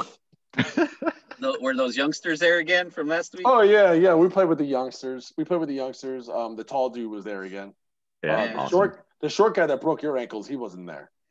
But hey, I can't deny that dude was a really tough guard. I could not keep up with him. I mean, he was quick. He was damn quick. But the tall guy was there, the one that lit up Tyler the whole night. He was there, but he was actually. George's stance is nobody scored on him last week. That's his stance. Yeah, I know, right? You know what? Honestly, this guy. That's always George's stance. I had to switch off. Nobody scored on me, but y'all got lit up. This last game yesterday, I guarded this kid, and no, he didn't score. In fact, it was funny because his coach kept trying to guarantee you he scored 5 at least. No, he scored 2 points. His coach was like, "How old are you? Do you want to play on the high school team?" No, it was funny. It was funny because he was like, because I did this cut for a game winner. You know how I do it. I get in the paint, and and the kid, I did the veteran move, right? Like a couple plays before, like I look like I'm tired. I'm kind of like laying back. Playing possum, huh? Playing possum. I just fucking right inside. I got the little layup, and the kid's like, "Fuck!" And this coach is like, "You can't let up on him. Don't worry about it. It's okay. But you got to be here, and you got to be here." And then calling out, and I was like, I don't know. I won. He fell for the old banana in the tailpipe, George. That was banana in the tailpipe. Every now and then you got to make them. You got to make them think you're older than you are. And just burn them. If anybody's watching, Johnny was hitting them threes though, son. Like, he's on fire. On fire. It was stupid. I was like, oh my god. Like the other kids were like that last week. The coach was yelling at him. The coach was yelling at his team like, "Yo, guard him! Like he's got that 3," and he was just pulling them up. Bomb. Every time I was like, "Oh my god." It was stupid. We could have used that last week. Could have. He came up cold that week, though. He was cold. I was like, man, this guy ain't hitting a 3. Dang it. Shit. I need those 3s. I need his 3s to cover my bad 3s. But, our audience of like 40 viewers probably thinks George is like Michael Jordan, so we really need to take some video so I can splice it in. So I can splice it into these, and then people can really see what's going on. They ain't ready to see me play above the rim. Ain't nobody ready to see you play. Ain't nobody ready. LeBron's scared. He's been ducking me for years. If you want those 40 viewers to go down to 4, put that video in. It might go to 80. It might go up. People love a train wreck. People love a train wreck. I may hit the ESPN not top 10, right? You might be all 10 spots. The Mount Rushmore of the top 10 spots of not top 10 plays. Shaq to the fool. There you go. Shaq to the fool. Shaq to the fool. Listen, I gotta go, man. It was fucking stupid late. Y'all take it easy. All right, man. We'll see y'all next week or 2 weeks or whenever. We'll see y'all again. All right. Later.